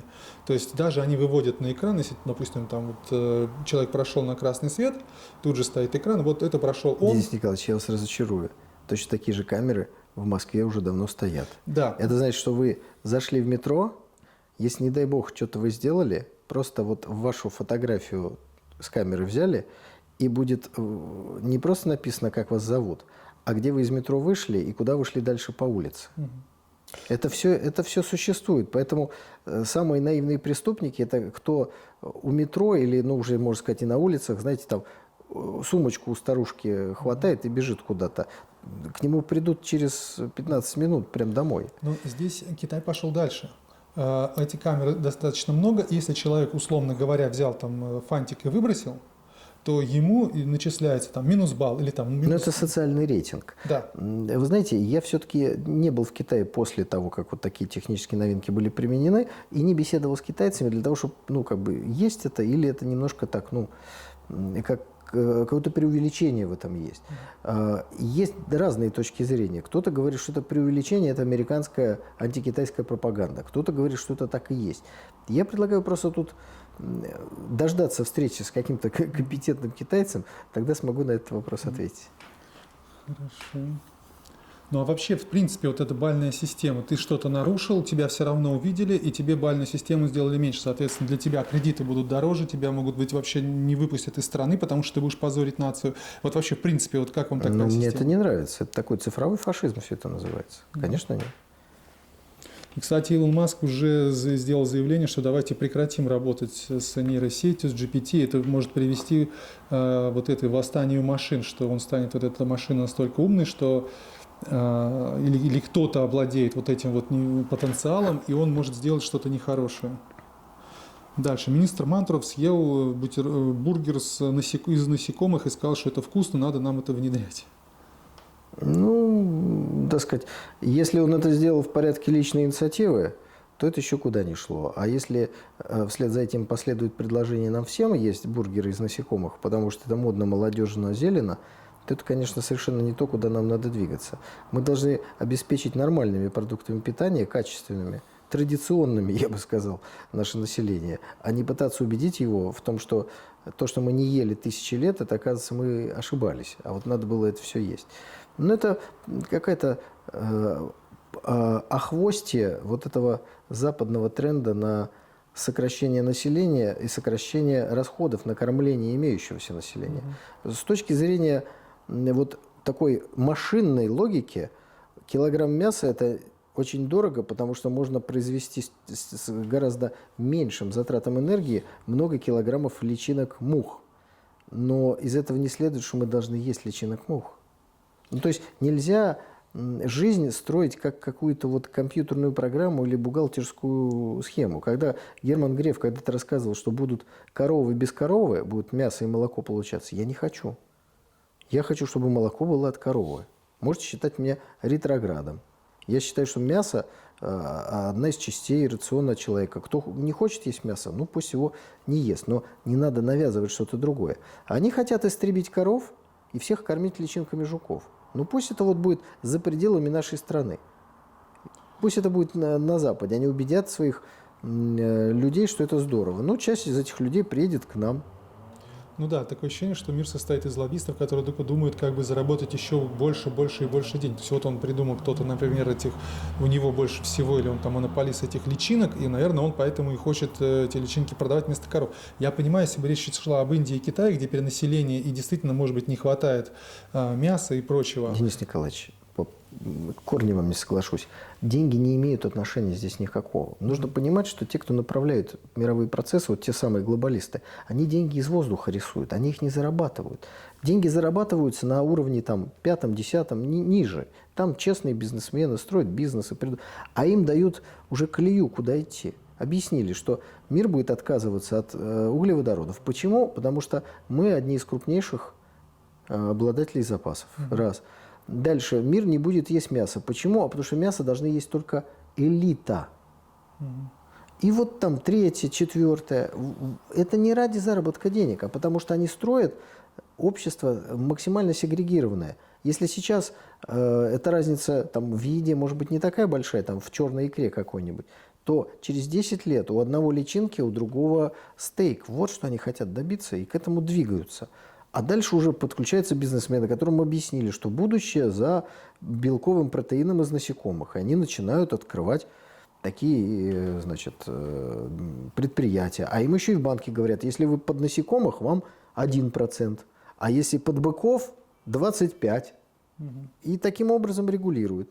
Ну вот в Америке, удивительное дело, начали все время заводы взрываться, поезда сходить с рельсов. Я так слежу, что там взрывается, что горит. Какая-то огромная, ну не знаю, ранчо, фабрика по производству мяса. Там было написано, что погибло 17 тысяч коров или 170 тысяч. Ну, какие-то неимоверные цифры. Мне кажется, это вот все туда, в копилочку. А знаете, коров нет. Вот были, и все померли. А вот личинки есть. И к этому тоже толкает. Ну да, так-то по большому счету, туда же если специй побольше положи, так человек может даже и не различит, что он ест. Да здесь дело, ну, знаете, можно же так вот до всего дойти. Но смысл жизни – это различать. Вот в пути человека не различит, конечная точка – это не различит добро, не отличит от зла. То есть человек вообще ничего не будет понимать. Не будет понимать, что он ест, с кем он общается, в каком мире он находится, потому что ему наденут какие-то виртуальные вещи. И добра от зла тоже. Скажут, ну можно убить, потому что то. Это путь-то я даже не знаю куда. Ну, вот Америка притягательна, Европа тем, что там больше заработки, и все туда едут на заработки. Да, конечно, там мало кто думает о том, что там коммунальные дорогие, вся жизнь там очень гораздо дороже.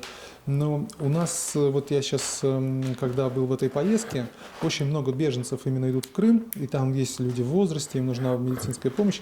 И вот я разговаривал с медсестрой, она говорит, у меня зарплата 20 тысяч в месяц, и то при условии, что я беру ночные смены, например, и нехватка персонала.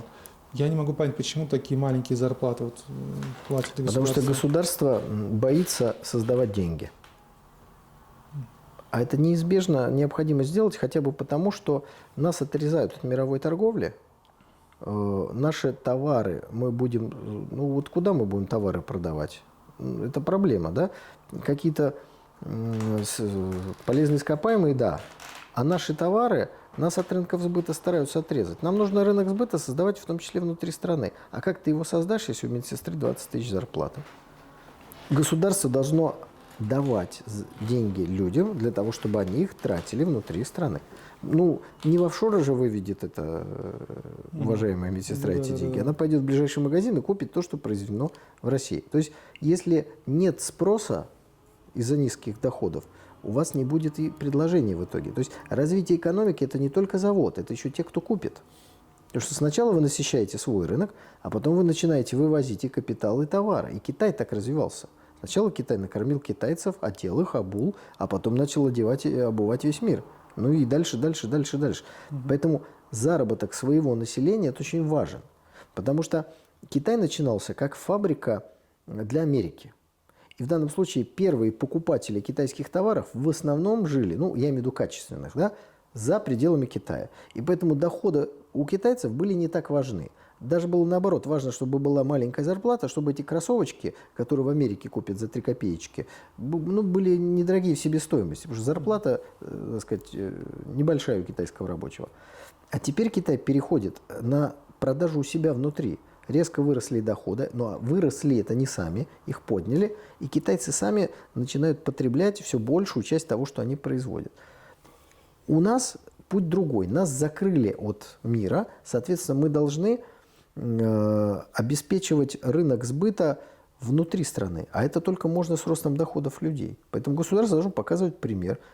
Увеличение зарплат, пенсий, зарплат государственных служащих. Следом уже другие компании. Ну, без этого, собственно говоря, никак. Тут нужно сказать, что у Китая действительно огромный внутренний рынок, а у нас-то он достаточно маленький. И когда еще зарплаты маленькие, и внутренний рынок, ну, то есть население очень маленькое, действительно очень сложно развиваться. Сложно открывать даже какое-то производство, если у тебя нет выхода на какие-то заграничные ресурсы, если тебя никто просто даже его не купит, либо купит, но совсем мало, потому что у людей нет денег. Это проблема, которую необходимо решать. Ну да, и как-то странно, что этого никто не видит, уже столько лет это происходит, и никто не понимает таких простых Нет, вещей. видят, но дальше начинается самая главная пугалка. Если мы дадим людям деньги, у нас будет инфляция. Так нужно делать два момента. Первое, вы даете кредит людям для производства новых мощностей, расширения имеющихся. В этом смысле я категорически противник приватизации. Потому что такое приватизация? Вот у нас есть завод по производству воды. И вы говорите, а давайте я его куплю. Ну давайте, ты купил. Был государственный, стал частный. Вопрос, у нас воды больше стало?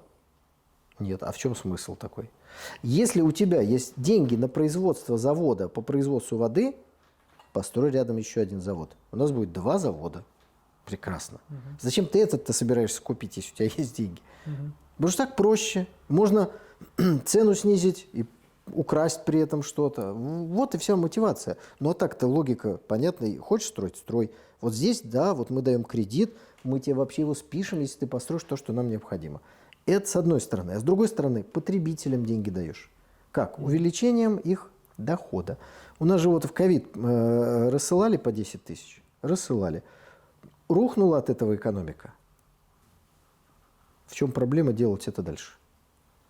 Ну да, такое ощущение, что действительно еще не все наши враги уехали за границу, потому что жить за 20 тысяч очень тяжело. Тем более человек каждый день помогает людям. Скажите, я смотрел выступления ваши и в институте перед преподавателями и студентами, и там почему-то вдруг стали некоторые там товарищи, несколько человек, стали какие-то плакаты вывешивать, что-то там выкрикивать. Можете подробнее рассказать, что это такое было? Мы выступали в одном из московских вузов. Лекция была по поводу геополитики. Мы были там вдвоем с одним моим коллегой. А дальше произошла очень интересная вещь. Ну, собственно говоря, это открытая форма. Кому интересно, тот приходит. То есть никого туда не сгоняют. Объявления я в соцсетях даю, там мои коллеги, администрация вуза. Ну, зал, вот там есть там 30-40 студентов. Все, мы должны начать. И пара человек начинает чего-то вот такое делать. Из года в год по миру развязываются цветные эволюции, за которыми маячит Запад. Хорошо обученная и хорошо проплаченные группы провокаторов по одному и тому же сценарию выводят людей на улицы и осуществляют вооруженный переворот. Ничтожное меньшинство силой навязывает обществу другого правительства, другую жизнь,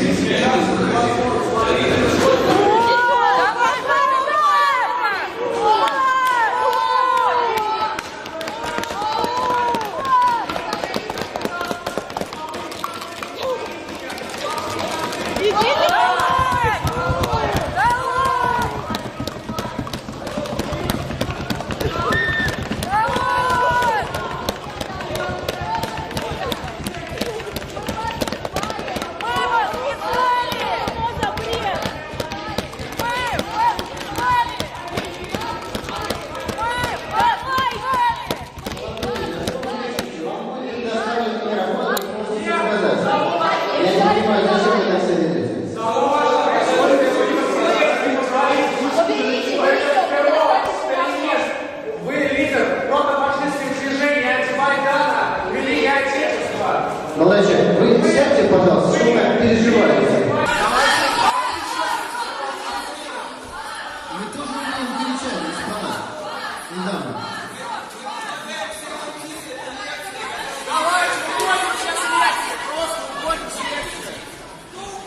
Господа студенты, у многих сейчас академические занятия. Если вы пропускаете академические Уважаемые коллеги, если вы никого сюда не заменяли и никого в руках не держим.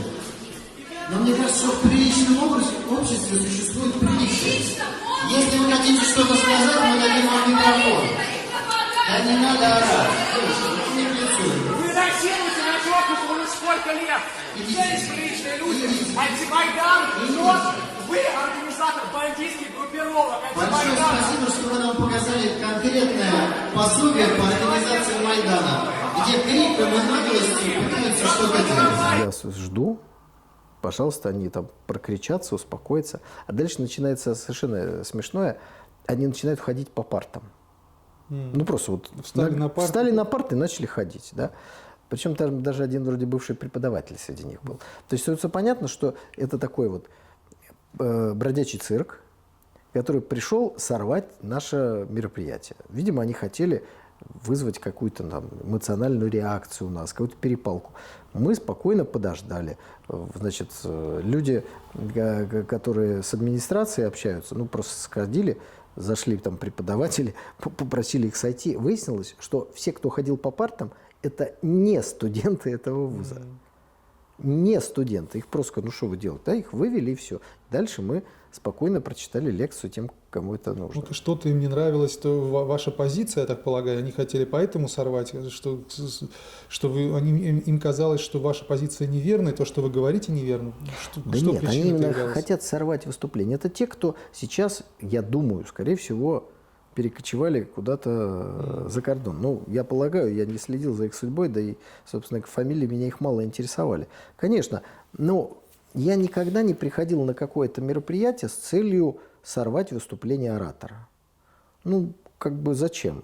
Он выступает, пожалуйста, я могу выступить, с ним оппонировать, но я же не буду ходить по партам-то. Это как-то не солидно и смешно. Зачем это делать? То есть это такое хулиганство для того, чтобы сорвать мероприятие. Но их невозможно сорвать, если ты спокойный и все. Но смотрите, когда-то они что делали? Когда-то они ходили по партам и кричали. Потом там в кого-то они чем-то бросались. А теперь они бомбы взрывают.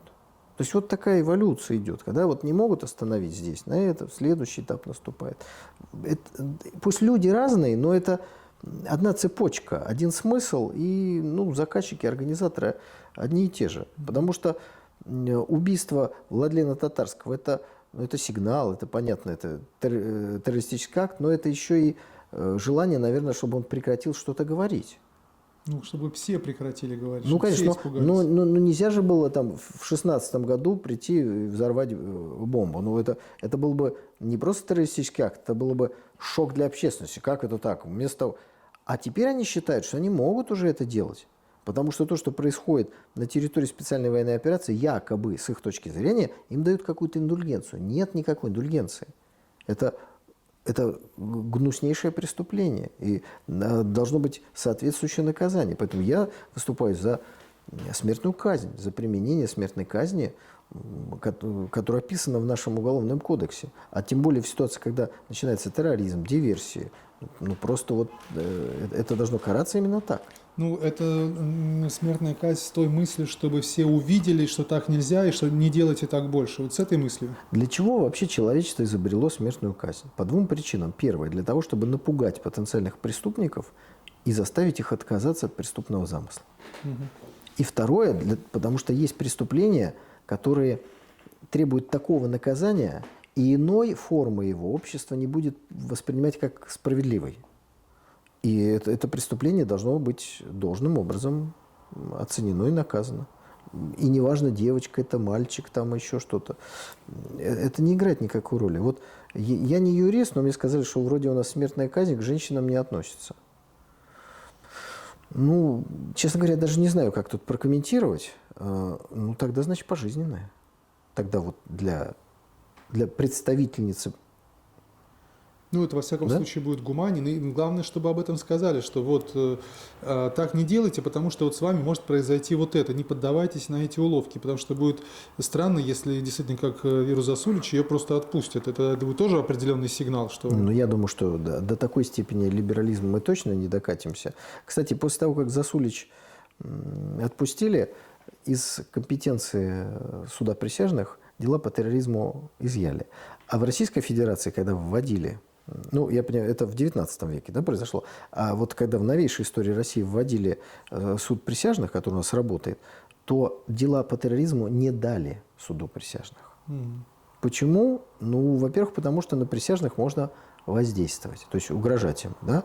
Во-вторых, потому что, как показывает история, присяжные могут вот по каким-то непонятным причинам оправдать террориста. Поэтому судят уже так вот сухо. Кстати, а вы встретились с Прилепиным, Захаром Прилепиным? Да, мы встречались, конечно. Дорогие друзья, земляки, ненаглядная родня. Работаем потихоньку и будем побеждать. Побеждали впредь и дальше победим. Все зло будет поругано и порушено. Собственно говоря, мы с Захаром Прилепиным познакомились в Донецке. То есть, когда мы жили в мирной, так сказать, обстановке, если так можно сказать, да, до событий на Донбассе, то мы с ним как-то не пересекались. Ну, так сказать, в этом ничего страшного нет. Не все же друг друга знают, да. И мы познакомились в Донецке, где он был советником Александра Захарченко. А мы туда ездили с гуманитарными миссиями. Обстановка какая сегодня вот на фронтах ДНР? Ну, сложная обстановка. И вчерашний случай просто расскажу. Находился в районе Синоватой, батальон Гиви. Проводили очередную ротацию. Во время этой ротации бой шел практически 6 часов. То есть, по большому счету, это идет настоящая война. К сожалению, мы не двигаемся ни вперед, ни назад, и они тоже никаких действий не предпринимают. Это позиционная война, которая выматывает обе стороны очень сильно. Познакомились в 2016 году. И после этого было какое-то общение, которое в итоге привело вот к созданию уже политических, общественных структур и объединений в рамках партии «Справедливая Россия за правду». И когда началась специальная военная операция, тут нужно подчеркнуть, что для Захара Прилепина, для меня, для огромного количества наших теперь уже партийных коллег, это не просто реализация справедливости того, за что они в буквальном смысле с оружием в руках боролись на Донбассе, а мы помогали всеми силами, а реализация пункта программы «Справедливой России за правду». Мы были единственной партией, и есть тоже, в которой было написано «Признание независимости ДНР и ЛНР». Мы с этой программой на выборы в Госдуму в 2021 году шли. Поэтому вопрос, а как вы относитесь к этому? Как же поддерживаем? Мы же поддерживаем. Это прямо вот то, что мы считали необходимым делать. Ну а поскольку у многих уже был опыт нахождения в ополчении Донбасса, в том числе Захар, они пошли уже, сейчас сформировали часть, и это теперь часть Росгвардии. Но это все равно это сильный Батальон поступок, «Оплот». рисковать своей жизнью и пытаться что-то сделать, тем более, что я думаю, что каких-то нарушений и дисциплинарных, и каких угодно, если там есть вот такой человек видный, там вот в этой части точно не будет. Там будет все полный порядок. Где вы учились ораторскому мастерству? Есть ли у вас конкретный учитель? Как говорится, открою секреты. Я никогда не ходил на какие-то курсы, никогда не работал с преподавателем. Так, знаете, чтобы эта работа была долгой. Может быть, пару раз за жизнь, несколько часов, какие-то там акценты рассказали. Я просто выступал, тренировался, и, видимо, у меня к этому какая-то определенная склонность появилась. Единственное, что я делал в свое время, один умный человек посоветовал мне разговаривать с морем. В нашем варианте это с Финским заливом. А как это? А вы выходите к морю, к Финскому заливу и разговариваете с ним. А что вы говорите, даже интересно. А это не важно, что вы говорите. Вы же, если собираетесь публично выступать, вы же что-то собираетесь говорить. Вот и говорите это Финскому заливу. Я обычно песни пою обычно. Это другой жанр. Потому что песни – это навыки, да. В принципе, наверное, может, тоже можно, не знаю. Я, поскольку человек не поющий, Финскому заливу песен не пел. В чем смысл этого упражнения? Во-первых, ты учишься не обращать внимания на аудиторию в том смысле, что она может быть шумная, она может быть отвлеченная. Ты вот сосредоточен на свои мысли, ты ее говоришь. Потому что вот вы сразу задали вопрос, а как это Заливу рассказывать? Ну, если ты можешь рассказать Заливу, значит, ты расскажешь любому человеку. Человек-то будет тебя слушать и смотреть на тебя, а Залив занимается какими-то своими делами. Это первое. Второе. Ты должен говорить громко, перекричать Залив. Не останавливаться, не сбиваться. Он шумит, он тебе там по ботинкам собирается волнами пошуметь. То есть вот эта форма определенная. Вот это, да, я это делал, но не могу сказать, что очень, очень часто. Главное, это, конечно, упражнение, это выступление. Выступайте, выступайте, выступайте, выступайте. И главное, избавиться от волнения от самого факта выступления.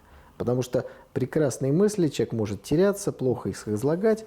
Главное научиться вот этому самообладанию. Вот это, наверное, самое важное. Потому что мысли в голове есть, теперь их надо донести до людей. Ну вот таким образом все это обстояло. Рокфеллер написал интересную книжку, и в ней он пишет, что он открывал, значит, нефтяные базы по всему миру, и он говорит, что американское правительство всегда помогало ему в этом, где у него были какие-то сложности, а он даже на верблюдах этот керосин вез куда-то там в пустыне, в бочках, то есть там рассказывают, ну, интересно, небольшая книжка, но интересно описывает это. Как вы думаете, наше правительство помогает нашим крупным предприятиям? Наше правительство помогает нашим крупным предприятиям, потому что наше правительство прекрасно понимает то, что понимал Рокфеллер. Государство сильно предприятиями. И здесь нет разницы, частное оно или государственное, потому что и теми, и другими в стратегическом смысле должно руководить государство. Ну вот что заботит бизнесменов? Стоимость кредита, правильно? А что заботит государство? Чтобы развивались необходимые отрасли. Вот мы приняли решение, не знаю, там, резко нарастить строительство, производство самолетов. Но это такая сложная технологическая. Здесь понятно, что нужно делать, но лак большой. А не знаю, нам нужно вот срочно заместить, не знаю, там, производство джинсов. Ну, такое что-нибудь простое относительно, да? Для этого нужно там красители, мощности. Да? Вот вам кредит с 0%. Постройте завод. И пусть он будет ваш частный. А что вам еще нужно? А мне нужно, чтобы вы мне помогли продвинуться на рынок Белоруссии. Поговорим. А что еще вам нужно? А нам нужно еще... То есть это и есть такое, нормальное взаимодействие. Нужно воспринимать бизнесменов и их предприятия российские как один из инструментов внешней политики. Так и было в истории. Сибирь кто присоединил? Как говорится, частная инициатива товарища Ермака. Взял, пошел куда-то. Чей он был, непонятно. Может, ему карту дали, денег каких-то на дороге. Не вернется, как говорится. Жалко, но что делать? Так ведь было. Так. Заводы всевозможные, там, демидовские, там, всякие, уральские. Частная же инициатива. Но были же еще и казенные заводы. И никто же из царей не собирался, чтобы были только казенные или чтобы были только частные. Потому что это разные инструменты. Почему нет? Да, зачем? Вологодские товарищи чуть Калифорнию не присоединили. Так у нас и сейчас огромное количество инициативных людей есть. Почему их не использовать для блага государства? Но если они при этом будут хорошо жить, так и хорошо. Если каждый в нашей стране будет жить хорошо, это будет для страны только замечательно. Больше ничего. Будет прекрасный образ нашей страны, все люди будут внутри нее довольны, высокий уровень жизни. Мне кажется, к этому надо стремиться. Что вы думаете о людях, которые сбежали от повестки, от мобилизации? Вот они сейчас потихонечку возвращаются. Должны быть против них какие-то ограничения или какие-то наказания, как вы думаете? Тут давайте расставим акценты. Первое. Мужчинам бегать вообще не гоже. Это всегда выглядит не очень, и они это тоже понимают не очень. И большинство людей понимают, что они понимают, и что они сами не очень. Но, с другой стороны, большинство людей уехало из-за опасения, из тех, что уехал, из-за опасения, что что-то произойдет, а ничего не произошло. То есть, если ему пришла повестка, а он уехал, то это уже уголовное преступление.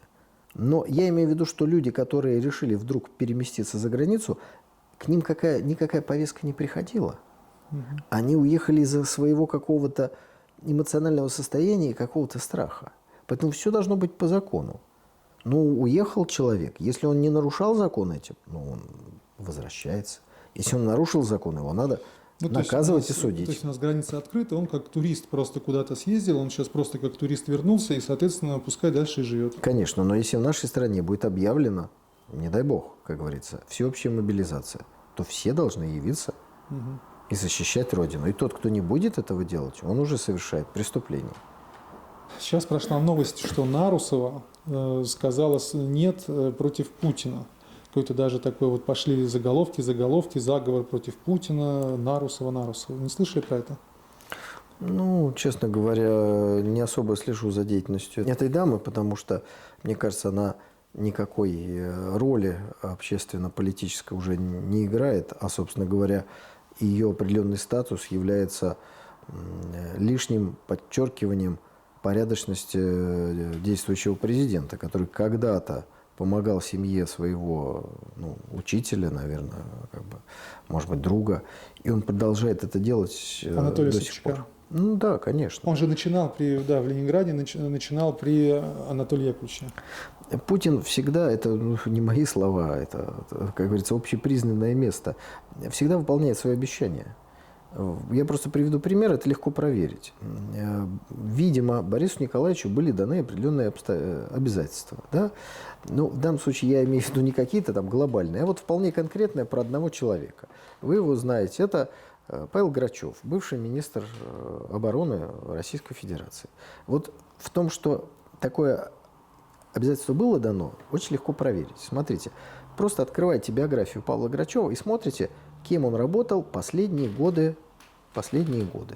И смотрите дату смерти Бориса Николаевича Ельцина. И видите, что на следующий день после смерти Бориса Николаевича Ельцина Павел Грачев был уволен с определенной должности. То есть вот дал слово выполнил. Причем вот прям по срокам, да? А слово закончилось, все. Ну да, это вызывает уважение. В отличие от той же Меркель, да, которая говорит, что я пообещала, да, мы там с Каминские соглашения, а теперь нам вообще на самом деле мы их и не собирались выполнять, какие-то пиратские какие-то такие вещи. То есть выгода, то, что я говорил, вот Черчилль приводил пример, что выгодно за фашистов, будем за фашистов. Вот здесь и сейчас никакой долгосрочной там памяти, перспективы нет, а у Владимира Владимировича все-таки есть, это вызывает уважение.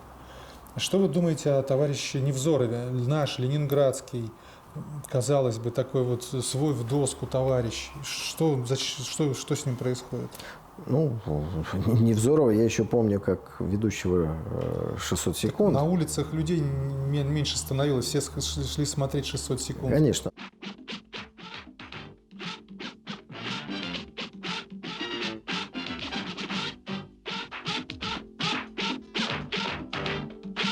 Здравствуйте. Во-первых, по поводу привидения. Суть дела в том, что в районе проспекта Верности, Гражданского и Северного проспектов стала появляться жутковатая фигура в одеянии черного цвета, неопределенного пола. В черном она вся с замотной черной косеей лицом.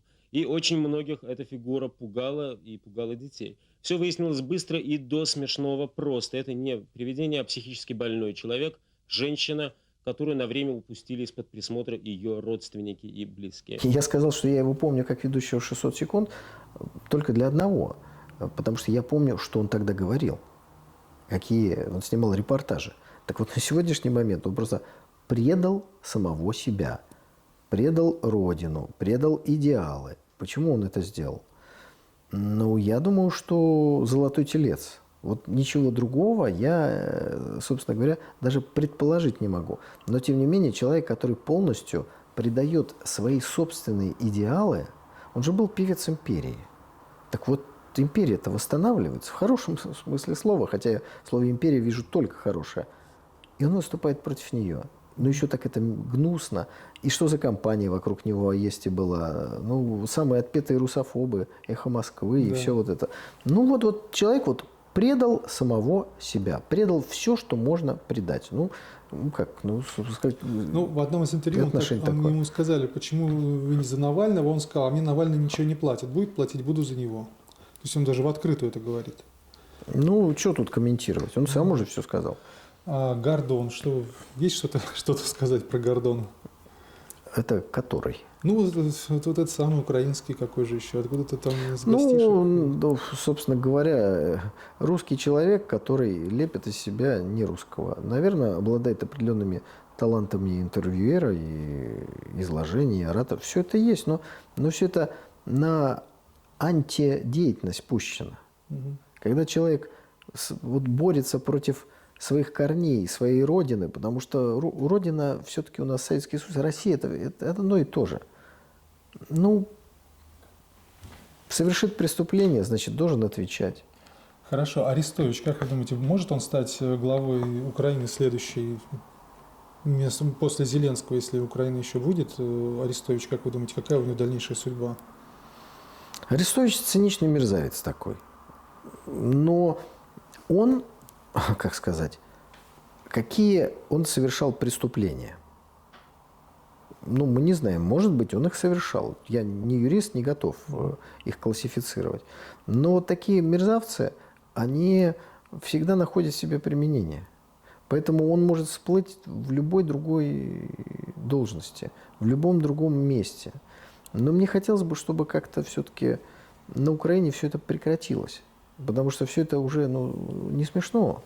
Это кровь, это гибель людей. И если мы с вами будем полагать, что получится еще один раз этот трюк провернуть, и, значит, посадить на гетманский трон очередного какого-то жулика, который красиво говорит, это будет трагедия. Арестовали Трампа на 136 лет. Это что с этим делать? Как человеку уже 80, 136 лет, как вы думаете, он после этого выйдет? Ну, его не арестовали на этот срок. Там история гораздо проще. В прошлой избирательной кампании Трамп нарушил самое главное неписанное правило американской политической жизни. Нельзя ставить под сомнение итоги выборов. Он это сделал. Проблема не в том, что его сторонники ворвались в Капитолий. Их там пересажали и забыли. Проблема в том, что он сказал: у меня украли победу. А тем самым он поставил под сомнение американскую демократию, ее правоту. И это вот все поставил на кон. Такого человека нельзя больше допускать в политическое поле. Поэтому Трамп не будет баллотироваться на пост президента. А для того, чтобы он это понял, и это в конце концов и сделал, возбуждаются дела, убираются Такер Карлсон, как его активный сторонник из эфира Fox News и так далее. Не будет Байден, Байден, кстати, тоже, может быть, не будет, я еще пока в этом не уверен, да? Хотя, как патриот России, я только за, чтобы Байден баллотировался, потому что никто больше не дискредитирует американский политический строй, чем человек, который находится не в самых лучших физических кондициях, и самое важное, на смену которому никого не могут найти. Понимаете, всякий человек может, да, там, заболеть, да хоть в рамках, Эрдоган захворал в рамках избирательной кампании, почувствовать себя плохо, там, в силу, это может быть один раз. Один раз. А если они никого не могут или не хотят найти на смену, то это говорит о том, что нет никакой демократии, вообще ничего нет. Ни скамейки запасных, ни невидимой руки рынка, вообще ничего нет. Пустота зияющая. Поэтому Трамп баллотироваться точно не будет.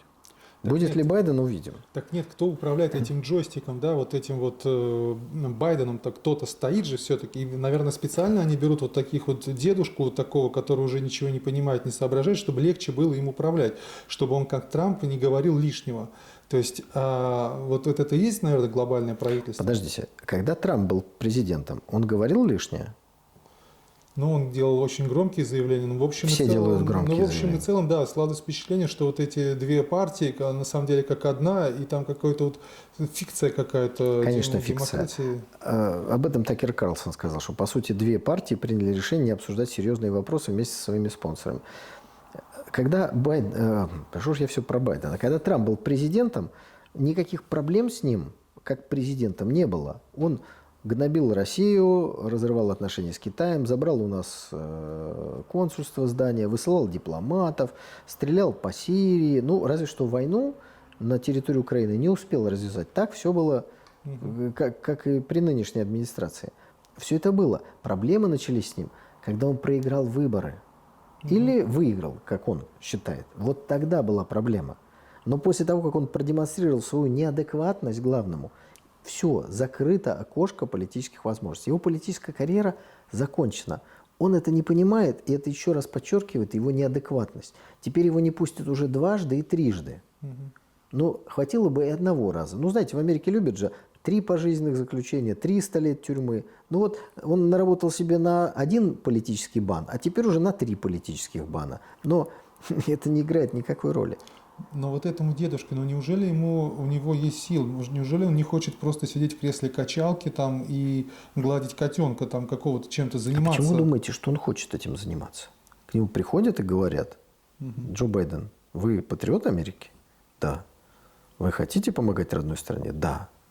Баллотируйтесь. А что, я, как в анекдоте, что я один в израильской армии? Вот так вот. Принято решение, как говорили в Советском Союзе, да? Мы не знаем причин выдвижения, но давайте еще не забудем, что будет праймерис, может, не он будет кандидатом. Давайте вот просто, сейчас, как говорится, полная импровизация, не инсайт какой-то. Джо Байден плохо себя чувствует, плохо выглядит. Это накладывает отрицательный какой-то шлейф на партию, на демократическую. Как из этого можно выйти с прибылью для партии? Пожалуйста. Выдвигаем Байдена на 2-й срок. Все говорят: о, выдвигаем молодого. И молодой выигрывает у Байдена в праймерис. Представляете, демократия работает, а демократы все, ура, все республиканцы прикованы, кто же будет? Часть из них перебегает к новому молодому кандидату. А, какой красивый спектакль. Но старт дается, когда Байден, вопреки логике, вопреки здравому смыслу, вопреки котенку, которого он хочет гладить, выдвигает свою кандидатуру. А? Посмотрим. Ну, очевидно, чтобы сейчас, в данной вот конъюнктуре, это должна быть женщина, должна быть негритянка, и должна быть она еще и инвалид, трансгендер, да? Да, и желательно вот этот вот. И тогда уже, ну, тут, вот, судя по всему, вот, это, вот что-то из этого должно быть и присутствовать. Но это вы исходите из того, из чего исходит Трамп.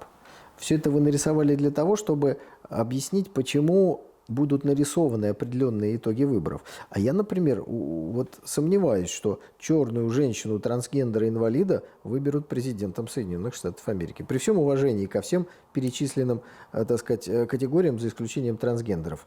Вот не уверен, что американскому избирателю вот такой вот коктейль понравится. Ну, тоже может как-то... Искусственному интеллекту, который будет рисовать итоги выборов, может быть, если заведете определенные пункты. Не, ну, может быть, тоже, чтобы показать это хотя бы, чтобы даже кандидаты у нас такие есть, да, президентом не стал, но была кандидатом хотя бы. То есть, тоже, мне кажется, это добавит такой вот эксцентричности этому спектаклю. Кандидатов больше. Нам рассказывают про 2 кандидатов всегда. В среднем в Америке в президентских выборах участвует там от 4-5 до 8 кандидатов. Как это выглядит? Почему нам о них не говорят? Потому что это есть средство манипуляции уже выбором избирателей. То есть как будто существует 2 партии. Там партий 222 там, или там 500 тысяч. Штука в чем? Каждый кандидат в Соединенных Штатах Америки на выборах президента должен регистрироваться не 1 раз, как в Российской Федерации. Вот вы зарегистрировались 1 раз, и вы во всех бюллетенях на территории всей России. Так? Так. Вам надо регистрироваться в каждом штате отдельно. Поэтому есть кандидаты, которые зарегистрированы в 51 штате, а есть кандидат, который в 2, а есть кандидат, который в 3. У них же там эта система выборщиков. Вот победите в этом штате, и у вас будет целых 3 голоса выборщиков. Президентом не станете. А дальше прекрасная возможность для манипуляций. Проследите, чтобы опасные кандидаты, не относящиеся к этим 2 главным партиям, не зарегистрировались во всех штатах. И все. И тогда они даже теоретически не могут выиграть. Они выиграют там в 3 штатах. И что? Поэтому борьба такая странная. В каждом штате бюллетень с разным количеством кандидатов. Об этом вообще никто не говорит, но, по-моему, это гениальное изобретение. Ну, кто-то это же придумал, есть какие-то интересанты. Отцы-основатели.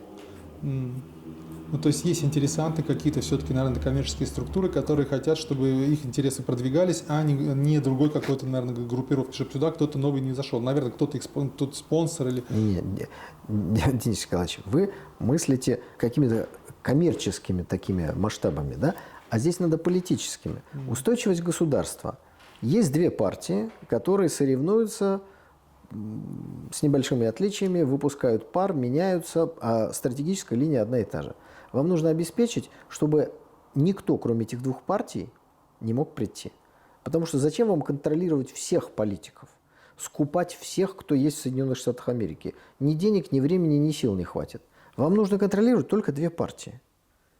И все. А остальных партий, зачем вам запрещать партии? Зачем там, не знаю, еще что-то делать? Вам ничего не надо делать. Все происходит абсолютно честно. Потому что вы в самом начале сделали так, что ничего не может произойти, кроме вашего согласия. Есть две партии. И вот представьте, вот в этой двупартийной системе, где остальных просто убирают, оставляя им как бы свободу действий, появляется Трамп, который ставит саму фундаментальную вещь под сомнение. Ну как его можно? Его надо убрать. У него уже были разговоры, он какую-то партию сам сделает. А потом ему объяснили, что партию-то ты сделаешь, только будешь там в одном бюллетене. Понимаешь? И он понял, что ему надо попытаться вернуться, его не пустят, его не возьмут. Трамп потерял адекватность. И она к нему не вернулась, и уже не вернется. И даже если вернется, это не сыграет никакой роли. Ну, вообще, Трамп писал книги, что он миллиардер, там, он такой успешный. Я думаю, надо поучиться у богатого человека. Ну, там книга, вот я одну взял, тупая. Вот, у меня другого формулировки нет, что он пишет, зачем он пишет. Просто тупая книга.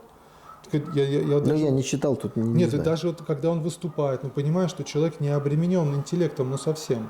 Какие-то сообщения он там пишет в Твиттере, какие-то, совсем какие-то, зачем ты это делаешь, ты показываешь себя совсем неумным.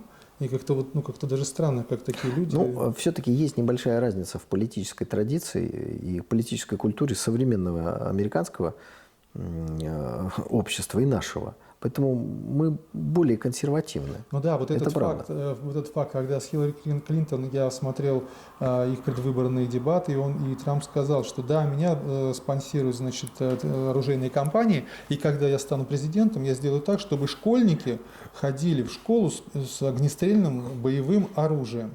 И говорит, почему это в школе нету пистолетов? И он пришел и разрешил школьникам ходить в школу с пистолетами. Вы выступаете против любых ограничений на боевое оружие, на многозарядные магазины. Вы почему? Позвольте мне сказать, прежде чем мы пойдем дальше. В Чикаго, где наиболее жесткие законы, касающиеся огнестрельного оружия, можно сказать, что там больше насилия с огнестрельным оружием, чем в городе Нью-Йорке. То есть, видите, законы наиболее жесткие, и тем не менее насилия больше. У меня действительно большая поддержка с моей стороны второй поправки, и я не хочу, чтобы это прозвучало саркастически из уст госсекретаря, но действительно меня поддерживает Национальная ассоциация огнестрельного оружия, и я этим очень горжусь. Мы будем назначать таких судей, которые будут помогать второй поправке, но не только это, они будут действительно привержены делу второй поправки. Вооружить учителей предложил американский президент. Так Дональд Трамп хочет защитить учеников от возможных атак в школах. Но от такой идеи родители и подростки не в восторге. Говорят, нужно менять саму систему контроля продажи оружия. И за него проголосовали. У него такая программа, и американцы за него голосуют. Что пусть мой сынишка пойдет в школу, где... Я думаю, что несколько упростили. Там все-таки во многих штатах запрещено ношение вообще, а уж тем более в школу. Но здесь самая главная мысль... Я с ней согласен. Есть определенные силы, которые финансируют. Но это видимая часть айсберга.